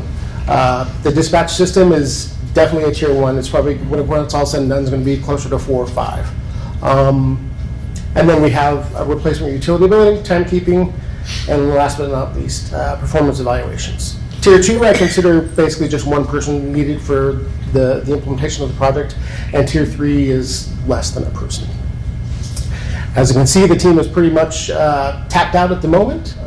This is abnormal in the city that we'd be implementing this many different distinct systems. So I hope there'll be some relief there. On the automation and integration side of things, an example of an automation that saves the city time is, we've all seen the employee portal. That's a tool written by this team, and it saves roughly, I think, half a full-time employee, just because it eases the burden of payroll, of distributing paychecks, and it eases a little bit of the burden of HR, so employees aren't hitting them with as much request for information as usual. And the team manages over 200 individual pieces like that, some smaller, some bigger. So that's the development team. And last but certainly not least, it's the security team. Two big services that the security team, and by team I mean Ty, provides is strategic development is by far one of the biggest ones, is how do we keep abreast of everything that's going on in the cybersecurity world. It's constantly moving. As you've heard me say before, what works today may not work tomorrow. So keeping on top of that is enormously difficult. Falling within that service is also going to be compliance. We haven't had a whole lot of compliance, regulatorily speaking, ever until now. Just earlier last month, the FBI noticed us on a rather large overhaul to the CJIS security policies. It's a rather big compliance framework that we're going to have to adopt. And they've given us a time frame. Starting in October of this year through September of next year, we have to implement this framework and then prepare for a 3-phase audit that starts in, I believe we'll see it in early 27, calendar year 27. One of the big challenges here is with one individual managing all of these things, we only have so much capacity to do security initiatives at any given time. As you saw when we pivoted hard to the work over at the plant, one of the things that fell by the wayside, and that is the assessment work that we paid for from a grant. So that work idled, and now I have to make a choice. I'm going to likely idle the work at the plant so that we can get up to speed on the FBI's requirements. I wouldn't recommend that, but that's the boat we're currently in today. And last but not least is investigations and incident response. The security systems we put in place produce a lot of information for us. Not all of it we have to pay attention to. As you can see from the graph there, there's a lot of alerts come through. They don't all need a whole lot of attention. Over the last year, 87 of which required attention to look at. Ty would have to stop what he's doing, take a look at what it was, investigate. Some of it we declare false positive. Most of it is false positive and move on. Some will require a lot more digging. Currently, one significant security initiative and 7 investigations a month seems to be the level we can maintain. And I think that's it for me, unless there's any questions. All right. Thanks, Rich. So a lawyer is a person that calls a 10,000-word document a brief, but we have been able to get everything done in one thing. So, one thing to think about is that every person that's presented today, think about the city attorney's office as the legal advisor for every department. And of course, we prosecute all of the misdemeanors that occur in the city of Sparks in our jurisdiction. So, one of our huge tasks, obviously, is the civil litigation, prosecuting criminal misdemeanors, reviewing city contracts and policies, advising city departments. And if you think about it, Brandon Sendahl is the only attorney that we have that does all of the planning and the land use and all of those things. So you think about how much of our city and all of the things that are happening from a legal perspective, we've got one attorney that's doing that. So just to give you a quick overview, so completed civil matters, and this can include everything from, Jeff Crunk asks a pretty easy question that we can research in a couple of hours to a legal brief that may take 2 or 3 weeks to write. We had, in terms of our civil, for our 3 civil attorneys, 1,785 completed actions in a calendar year time frame. For our criminal cases over that same time period, there was 2,017 criminal cases that were referred to our office for prosecution, for a total of 35, almost 3,600 total criminal charges. And then, our office works a lot with our city clerk's office, and we review every single public records request. If you're getting asked to provide information and you're giving that over to the city clerk's office, every single one of those public records requests then comes through our office for a legal review. PD, of course, has that crush of public records requests that they're doing, and that at times requires our attorneys to weigh in and talk about what should be redacted and those type of things. That really covers our core services. We have 3 civil attorneys, 2 prosecutors, 3 secretaries, 1 victim advocate, and 1 very proud city attorney. Thanks. All right, sorry about the little breakdown in communication. Shauna Halterman, your HR director for the record. The thing with HR is a lot of what we do is just human contact. It's hard to really quantify, but making sure that our employees feel valued, heard, that we're available for them. But we do have a few metrics that we are trying to capture. The main core services that we have, of course, is recruiting, hiring the most qualified candidates for all of the departments you see here today. Employee relations, and that could be positive or as a follow-up from something that didn't exactly go as planned. It could be an investigation. It could be also working with our bargaining units. And then customer service, which I kind of briefly touched on. So a few of the metrics that we're trying to capture is recruiting. Everybody always wants to get their people hired as quickly as possible. There is a process that we have to follow, particularly for those that are in the civil service. And we have to make sure we're in compliance with the civil service requirements. Our goal is 60 days from the close of job posting to hire. So job closes on the 1st of December. We want to be able to conduct interviews, do the background check, and hire them within 60 days. There is an exception to police, fire, and IT. They have a much more stringent background that is required, and those do take quite a bit of time. But our goal is to expedite this recruiting as much as possible. Unfortunately, when we lost 1 person, it has slowed down our recruiting, so the number of recruitments that we're doing at a time is fewer. We can really only we have 5 staff people and me. There's 2 that work on recruiting. They can only do about 3 at a time, 3 recruitments at a time. One of the things that happens when we do a recruitment is a flood of phone calls and emails, especially when we electronically send them something that says you didn't meet the minimum qualifications. And then they want to know why and exactly what they missed. And so it's not just posting it and then having interviews, it's posting it, having probably an average of 2 to 3 contacts per applicant, and then doing the interviews. Even scheduling the interviews takes a lot of time, a lot of staff time. Also employee relations. So one of those aspects of employee relations is dealing with complaints and misbehavior.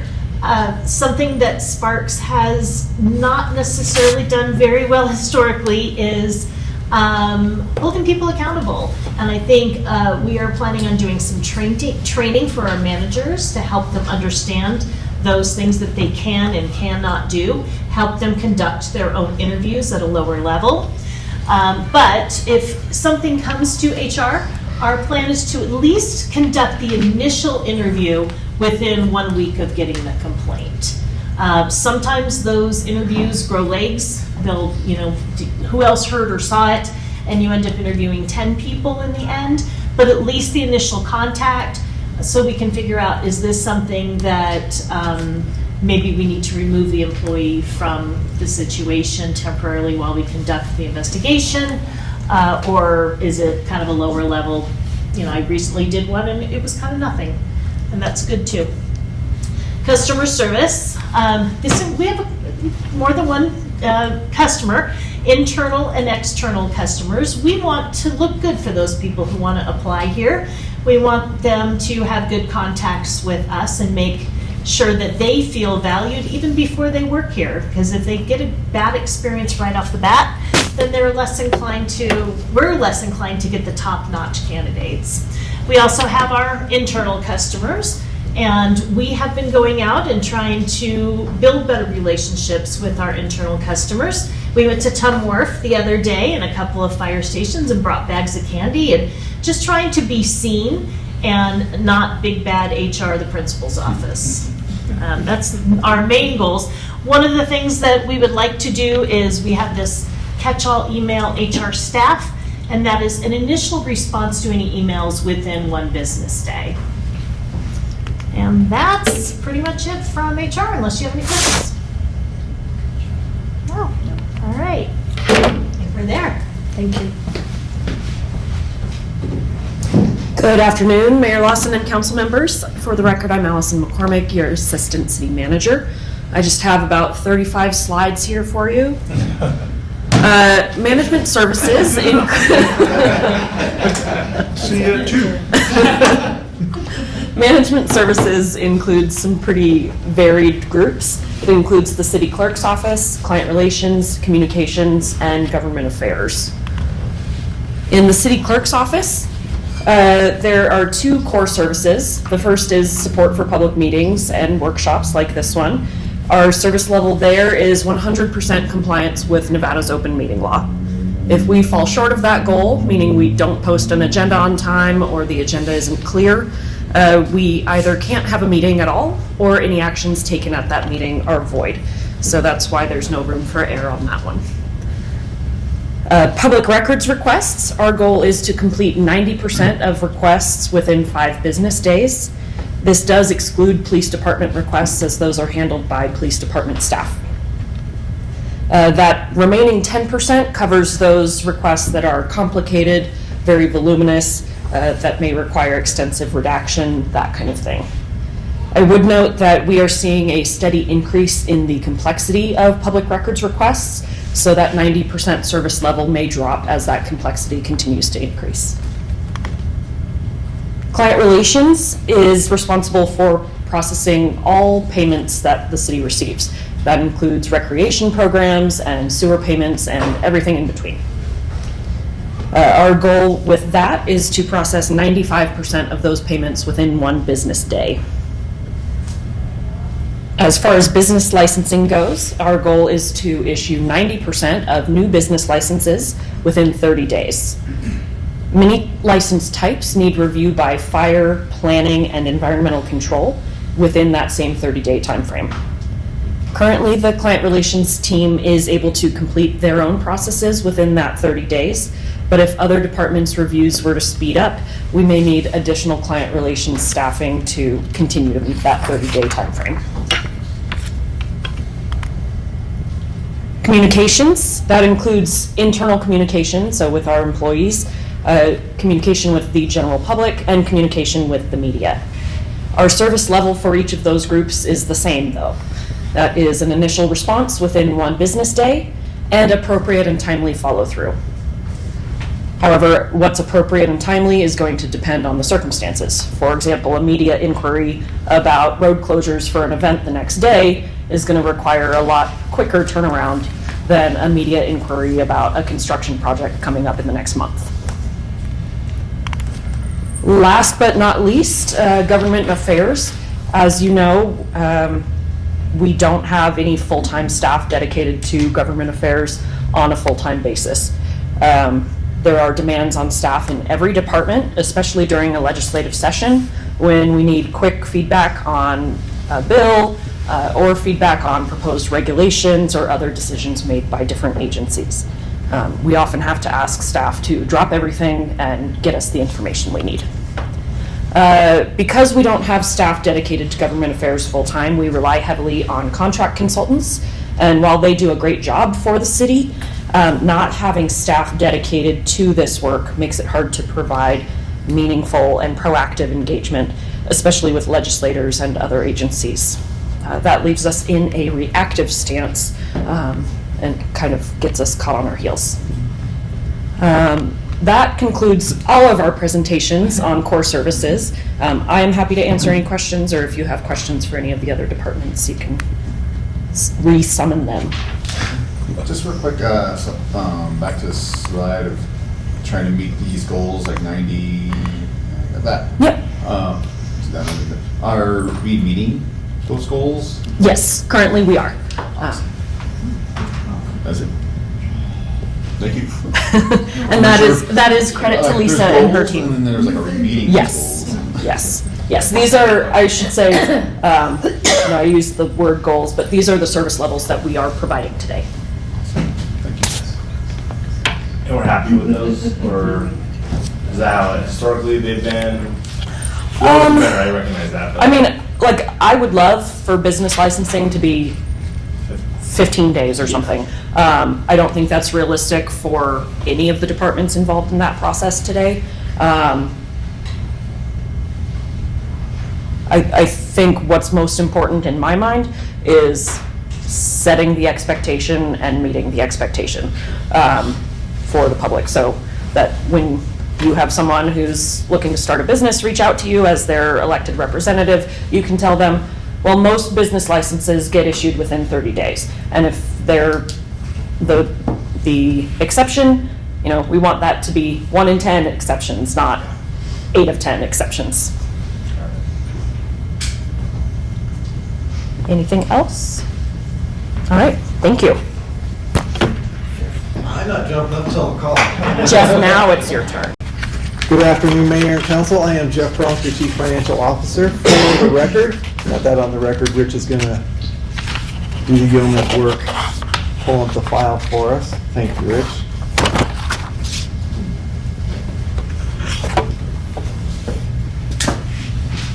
You're about to get the most efficient budget presentation ever. I'm gonna zip through a few of these very quickly. I want to really spend our time, I think, on our policies and get really what I'm hoping for is get the direction. Whether you like the direction, don't like the direction, that's the kind of input I'm looking for today. Just as a reminder where we're at in the process, today's workshop. We're going to come back to you in March, early March, to talk about the capital improvement plan. We're going to come back to you in early April to have our budget workshop more in depth than this, where I'm going to ask you to approve the policies and really approve the direction, all the final recommendations that we're going to be talking about. Just a reminder, we've got to file our tentative budget by April 15th, and then May 26th, which is a Tuesday, just because of the Memorial holidays, is the public hearing on the tentative budget, and then we're going to ask for your approval on the same date for the final budget. So we're just going to buzz through these, but we've got some revenue, we've got some expenditures. Got any questions? I said efficient, but it's not going to be that efficient. So what I'm going to look at is the forecast that we're looking forward in fiscal 27. I'm not even calling this a budget at this point. This is a forecast. These numbers will change. I've got, basically 1 quarter's worth of data for revenue, but this is what I'm looking at right now. Obviously, the big 3, consolidated taxes, property taxes, license and permits, we've got just short of $116 million revenue. If I had to file a budget today, that's what it would look like. But again, these are going to change as we get better data. I'm going to buzz through this a little bit so you don't get some of my stories. I'm very sad about that, but we'll get to there. This is the expenditures. So we had about $116 million of revenues. We got a little bit under $117 million of expenditures. So, do quick little math. We're still looking at a little bit of a deficit. We're a service organization. We will always have salaries, wages, employees, benefits as our biggest piece of this pie, of course. I do want to highlight on a couple slides later here on our non-discretionary services supplies. We're seeing some increases that we took out in fiscal 26 as one-time activities that we've got to kind of build back in. So this is just kind of an overview, or a high-level view of where expenditures are looking to be spent. Some of the assumptions. Let me buzz through these real quick just to give you a flavor of where we're at. Total revenue increased by about 3.8%, so not a lot, but we are still seeing revenues increasing. Some of the key things in there is that while we're considering the first responder fee, that's only being considered. I did not take any assumptions that this is going to be passed or approved or anything like that. We're just going to let that play out. If we get information, by the time we file our budget, maybe we can squeeze it in, but as it stands right now, again, if you're asking me what I would file a budget today, it would not include it. But I am including the Ground Emergency Medical Transportation, or the GEMT. You heard Chief talk about that a lot. This is our first year, so it's a little bit of a guess as to what we're expecting, and it's It's an educated guess, but we're thinking we're going to get about $450,000. Not expecting to get that until the fall, so October, November timeframe, so almost a year from now. Again, this being our first year, we're kind of learning on it as we go.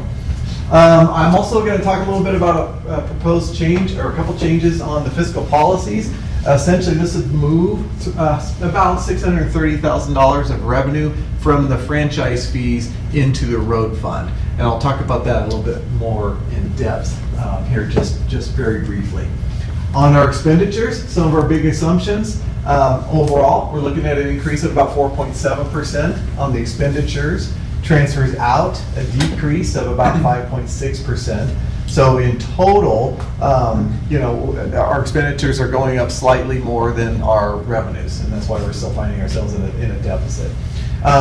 We are adding 6 new firefighters, 8 new police officers. These are to manage the attrition and the retirements. Both chiefs talked about that a little bit. The 6 new firefighters, there's an offset to that cost where we're reducing their operating overtime by $500,000. And again, the 8 police officers, in office of all these positions, the thinking is that these will essentially be paid for out of expected or, either known or expected retirements that haven't been announced yet. Really, the idea here is we want to start leveling out the staffing. Chief talked about this, when he kicked us off a little bit, as far as some of the retirements that he's expecting. And this is happening in both shops, but really just to try to level this out and avoid the spikes, if you will, because it takes so long for firefighters, police officers to, from start to finish and actually get them operating. So to kind of give us a time to ease into that, so to speak. So we increase the complement to help offset that. But these aren't going to be direct increases, other than there's going to be the offsets, like I said, from the overtime in the fire, and then also just through expected retirements and attrition. Okay, the other big assumptions, all non-public safety positions that were frozen in the current year fiscal 26 budget remain frozen, okay? And all non-frozen positions currently vacant are assumed to be filled for the entirety of fiscal 27. So key takeaways there is that we're not seeking new positions, but we're also not seeking to freeze or remove positions like we did last year. So at the end of the day, I can say I'm not reporting today an $18 million budget hole like we faced coming into fiscal 26 a year ago. We are facing a little bit of a deficit, and I'll show you that here in a second. Jeff, do you have the number on that? $1 million. The number on the vacant, non-frozen? Not off the top of my head. You mean the actual positions? They were the same? Oh, more, I care about the money. I'd have to look at the money again, but overall positions is about a 15% reduction on our overall complement.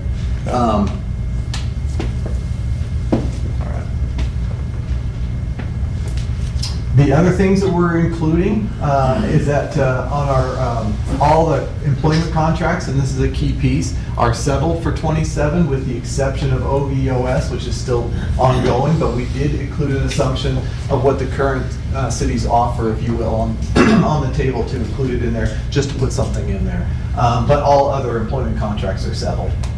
No changes right now. I've included no changes in the health insurance fund premiums. That is pending an analysis that we're going to do with our brokers, probably in February. So we'll definitely have that information and that recommendation for you when we come back together in April.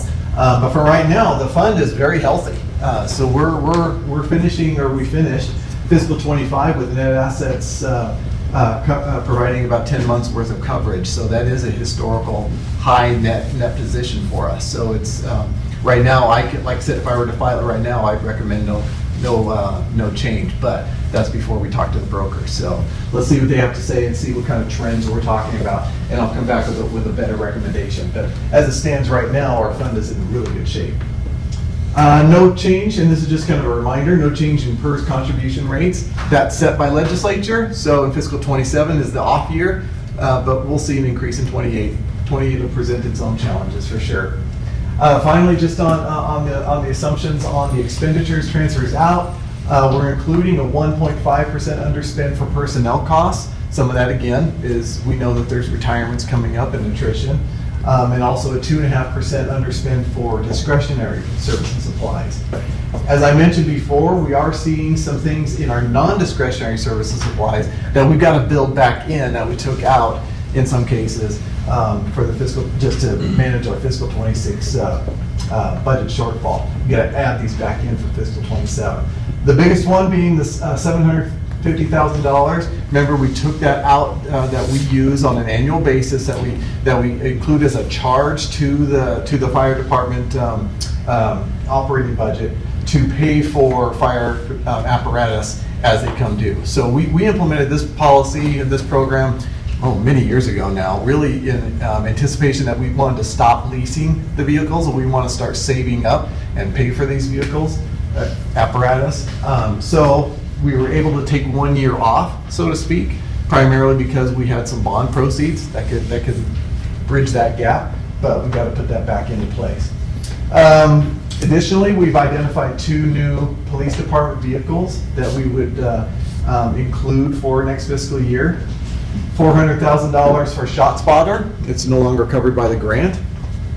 And then also not covered by grants, at least known, is $308,000 for additional grant match needs. So all those told together is about $1.7 million that we've got to put back into or plan for 27 that didn't happen in 26. Follow me on that? Okay. Policies. This is the part where I'm kind of looking forward to your feedback here. Well, I always look forward to your feedback. They're really on policies, right?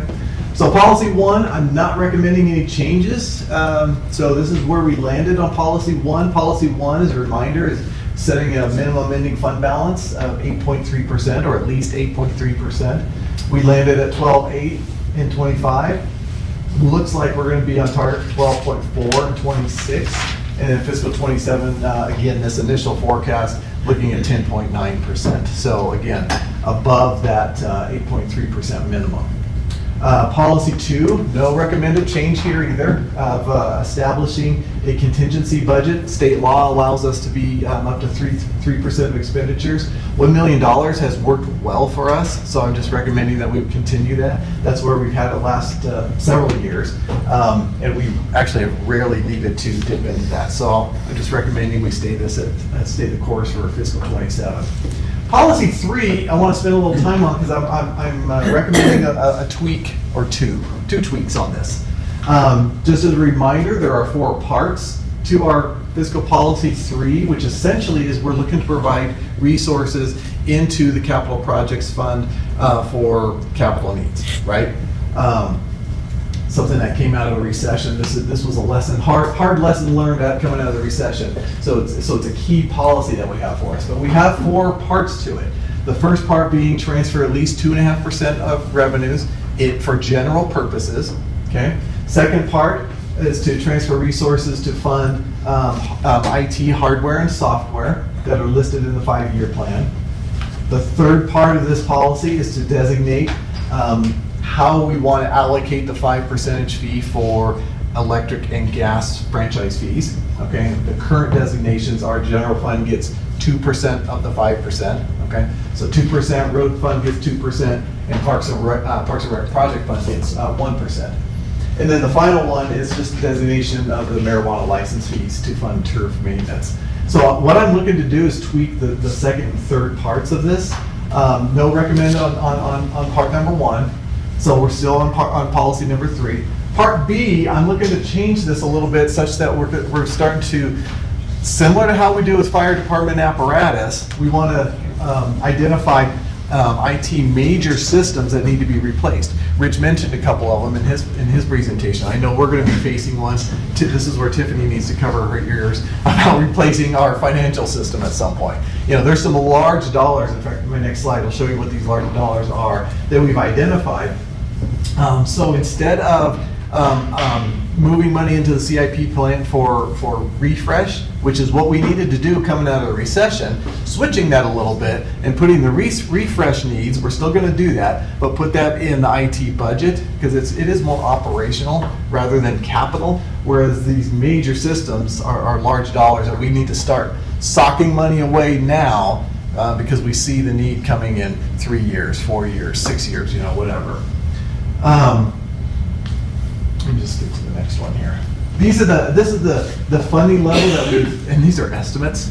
But these are the funding levels of major IT systems that we've identified. So really, there's nothing that we see needing to happen next year or even the year after in large dollars. But when you start getting into fiscal 30 and fiscal 31, so in those out years, 4 or 5 years from now, we've got some major systems coming down the pipe that we got to plan for. So at the end of the day, we've identified about $8.5 million, of major systems that need to be replaced. So we got to start planning for them now.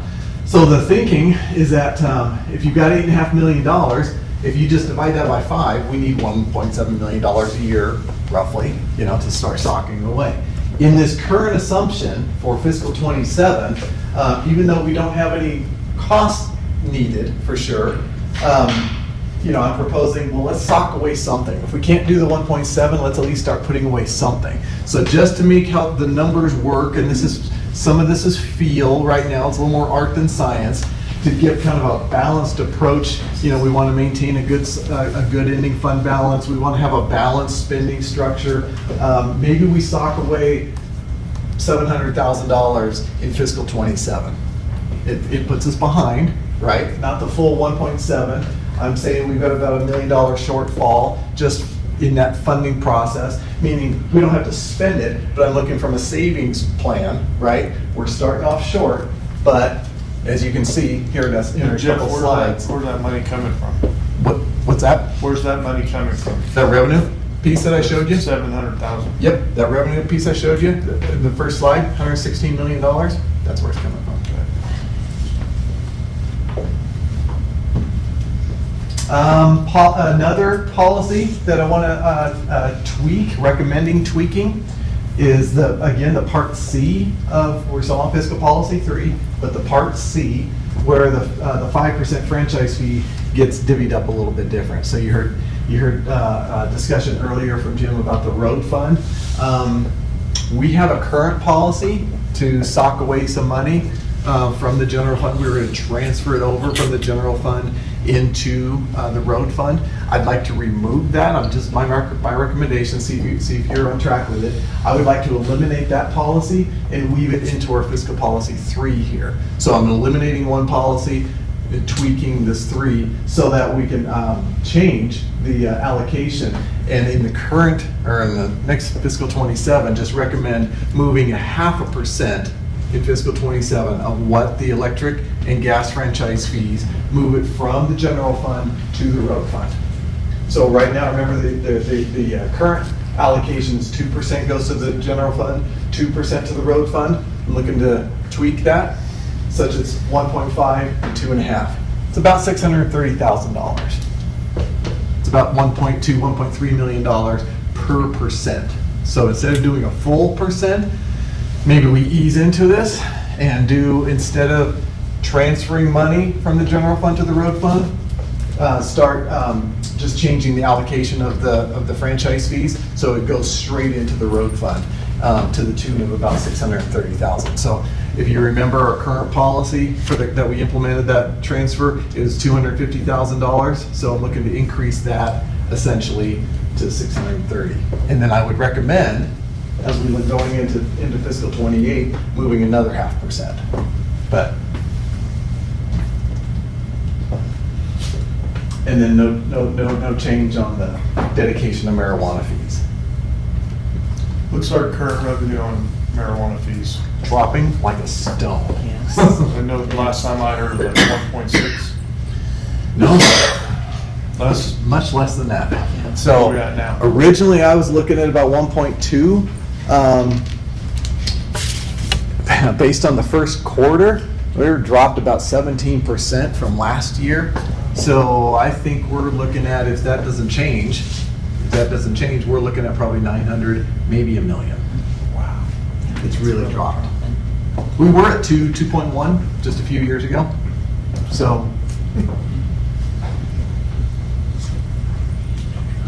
Okay, stabilization fund, no recommended change, except I am looking to if you recall, we did not, as part of our budget 26 process, we did not commit any revenues.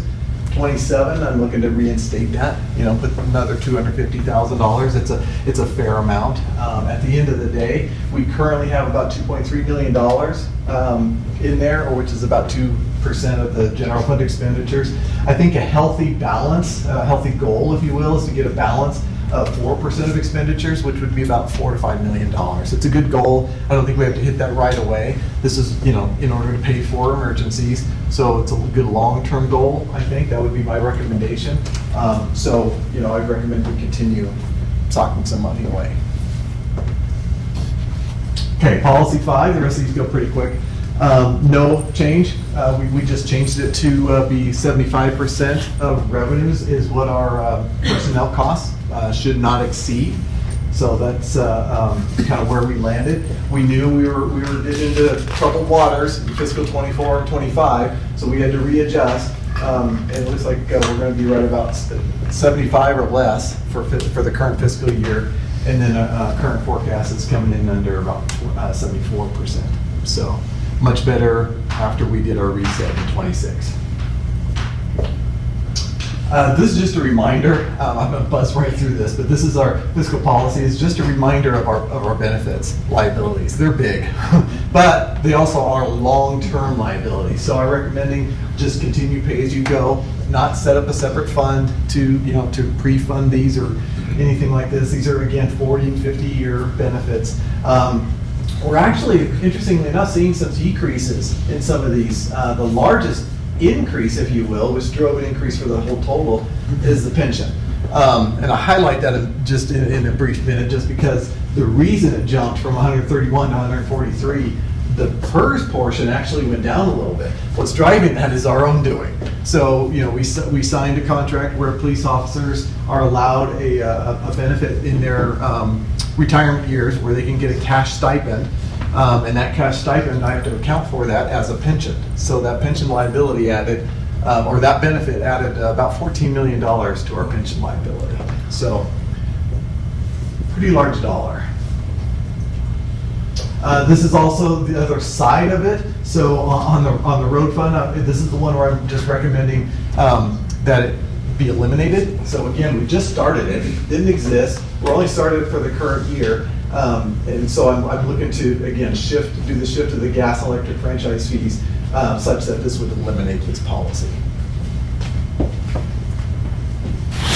And then policy 8 would stand just annually or at least annually review our fees and make recommendations to you as necessary when it's reasonable and necessary to do so.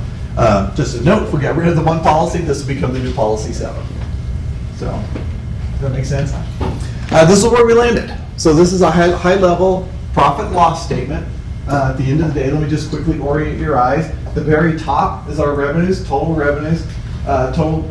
uses, which is our expenditures and transfers out, and then of course our ending fund balance, and then all the pertinent policy implications. Draw your eyes to this middle section here, which is our net loss, as it's been for the last couple of years, but nothing near where we had been. So I threw in there both fiscal 24 and 25. Those are audited actuals. Those are in the books. And so just as a reminder how we're coming off those pretty strong years where we were spending a lot more money than the revenues that were coming in, but our fund balance was being protected because we had that money from both the CARES Act, the ARPA Act, and that really buoyed our fund balance, if you will. But it drove it down pretty high, from fiscal 23 was $23.5 million, drove it down, to about $12 million. So we had to stop, right? I mean, you can't keep spending it down. And that's what fiscal 26 was all about. So that was our reset year. Now our challenge looking forward is to kind of maintain. So as it stands right now, when I threw everything together, we still had a little bit of a deficit that we're looking at this year and a little bit next year. So from my perspective, I'm interested in hearing, how do you feel about that? So at the end of the day, am I reading that correct? That's $1 million. It's $1 million deficit. 27. Julie, sorry. We're gonna have to take it out of your budget. So again, remember though, our ending fund balance is stable. I think that's the key piece. So what this is designed, again, if I had to file a budget today, this was what our budget for 27 was gonna look like. I'd be filing it with a $1 million deficit, but still a healthy, relatively healthy. We ending still have fund room in balance. there. So which, We what have- percentage point equals what? It's about $1 million per percentage point. Okay, so if we went to 9.9, good. Okay. We're above policy. Good is subjective. So Jeff, like hypothetically speaking, we were looking at implementing the first responder fee, say, next month, hypothetical. What potential revenue are we looking at that in a year? Well, unknown, because that would be our maiden voyage into this. But even if it was $500,000 your first year, maybe even if it went to $1 million, you know, that's the unknown. I would not be comfortable projecting any part of that until we had some sense of it, you know what I mean? Similar to the ambulance, when we were paying into the fiscal 26 budget, I didn't put anything from the ambulance revenue because honestly, it was new to us. Just had no exposure or experience to what that would be. So I think from a conservative perspective, I would be hesitant to include any of that into the budget until we see, you know, kind of what's really going on. Certainly not until it passes. And the fees that we just did for fire, that fee increase, is that counted for? No, not from that's another one where I want to see some improvement there. We've actually been going down on our revenues, so I'm kind of hoping that the increased fee will just offset the losses that we've had in that revenue. The last a couple of years, we dropped from about 100. Let's see, what was it now? We dropped from about 140,000 down to about 90. So I'm hoping the increased fees just take it back up. So I didn't increase from how much that originally was. And I think my last question, the special session that Bill just went through for the heart and lung, is there any potential cost to us locally for that? Oh yeah, it's that's what this is. That's what this is. And we have not had this. The only way you can determine these dollars is actuaries have to do their voodoo, and so we would really see the driving of the cost in these worker comp issues, and also our OPEB as well, but really mainly in our workers comp numbers, and how much that would be, I have no idea. But there will be a cost. There will absolutely be a Actuarial cost. came back that they need to start putting away $35 million a year. They're big numbers. They're going to be very large numbers. But we haven't done that work for Sparks specific yet. Correct. Because it just passed. That But that will be. Reno's first look at it. Yeah, but that will be, I fully expect next year when I show this, that's going to drive, you know, that number up. But to what degree, I don't know yet. And that's even if we can keep the insurer here in the state of Nevada. Real True. possibility they leave, they're the only one. True. Currently, right now, we have, just to kind of tell you, just a reminder, our stop loss is $3 million per case. So what that means is that we would have to pay the first $3 million before the insurance kicks in per case. Will that number go up? Probably, if we can even get insured. Those are the unknowns that we just don't know about yet. Jeff, does Pool Pack not handle something like that? You mean as far as do they handle the cases? For the or- insurance? They do. They do? Okay. So could we look into Pool Pack? That's already part of the That's coverage. already part of it? Okay. All right. And then I have a question, and it's probably for the city manager. This came out at CHAP when the city of Reno shared their impacts, their fiscal impacts for their homeless. Out of their general fund, it was 5.1 million. Is there a way for us to also, let's look at what those financial impacts are to the city? Because I've talked to you about the fire and stuff like that, but when I saw Reno's, I mean, and at this point in time, is there a way to have an interlocal agreement with the county to start reimbursing us if we're having to cover those things and we're not being reimbursed for them? Ours was about $1.5 million, to answer your Okay. question. All right. We were talking with Reno and County on that. I think we can pursue further. Part of that is understanding what is our role and what is their role. Correct. Who's going to do what. Right. And I think it's a fair question. As we move forward, everybody saw how the Right. taxes are separated. You want to make sure that Exactly. you're taking your dollars and applying towards what they're intended to be applied to. And that's the conversation at what I'll call the manager level, very amicable and a Great. good conversation. But we also need to see where that leads us down the road too. All right, I appreciate that, thank you. Jeff, did you include, as we looked at, we're trying to increase revenue, so is part of your calculation the increase in the variety of fees that we've done after decades, and also naming rights When that I- Nancy's team is trying, I mean, are those factored in or not, like the other possible Yeah. fee, because we don't know? When we could, and when we know, they were. So like, for example, I know our transfer to Parks and Rec, I'm keeping that flat to offset, there are increases in there, but I figure there's gonna be some revenues that are coming in. So our overall transfer is gonna remain flat. We'll have to see how that goes. But the overall, so not fully factored in, because again, some of this, we're just going to see how it plays out. But I think the expectation is that we'll have our fees increase, and that will allow me to keep the transfers level instead of, increase with inflation. Okay, thank you. So actually, just a couple comments. One, I just want to say thanks to everyone that worked on all of this information for us today. This is valuable for us to be able to figure out where we're going to go in the future. And then just going back to the changes, and just want to say, both as far as the IT major projects and the road fund, I think those are wise decisions. I mean, like I've said on several occasions since I've been on the city council, our road fund, you can see that it's a problem. And I truly believe that if we haven't met that cliff yet, we're going to be there soon. So I appreciate every little bit that you can set away. So thank you. Okay, thanks for the input. Are we good? Yeah, I mean, at the end of the day, I was looking for direction on policies, not approval. But if this is the right direction, what we'll end up doing is we'll work with the departments to finalize all the numbers. We'll get better numbers on the revenue.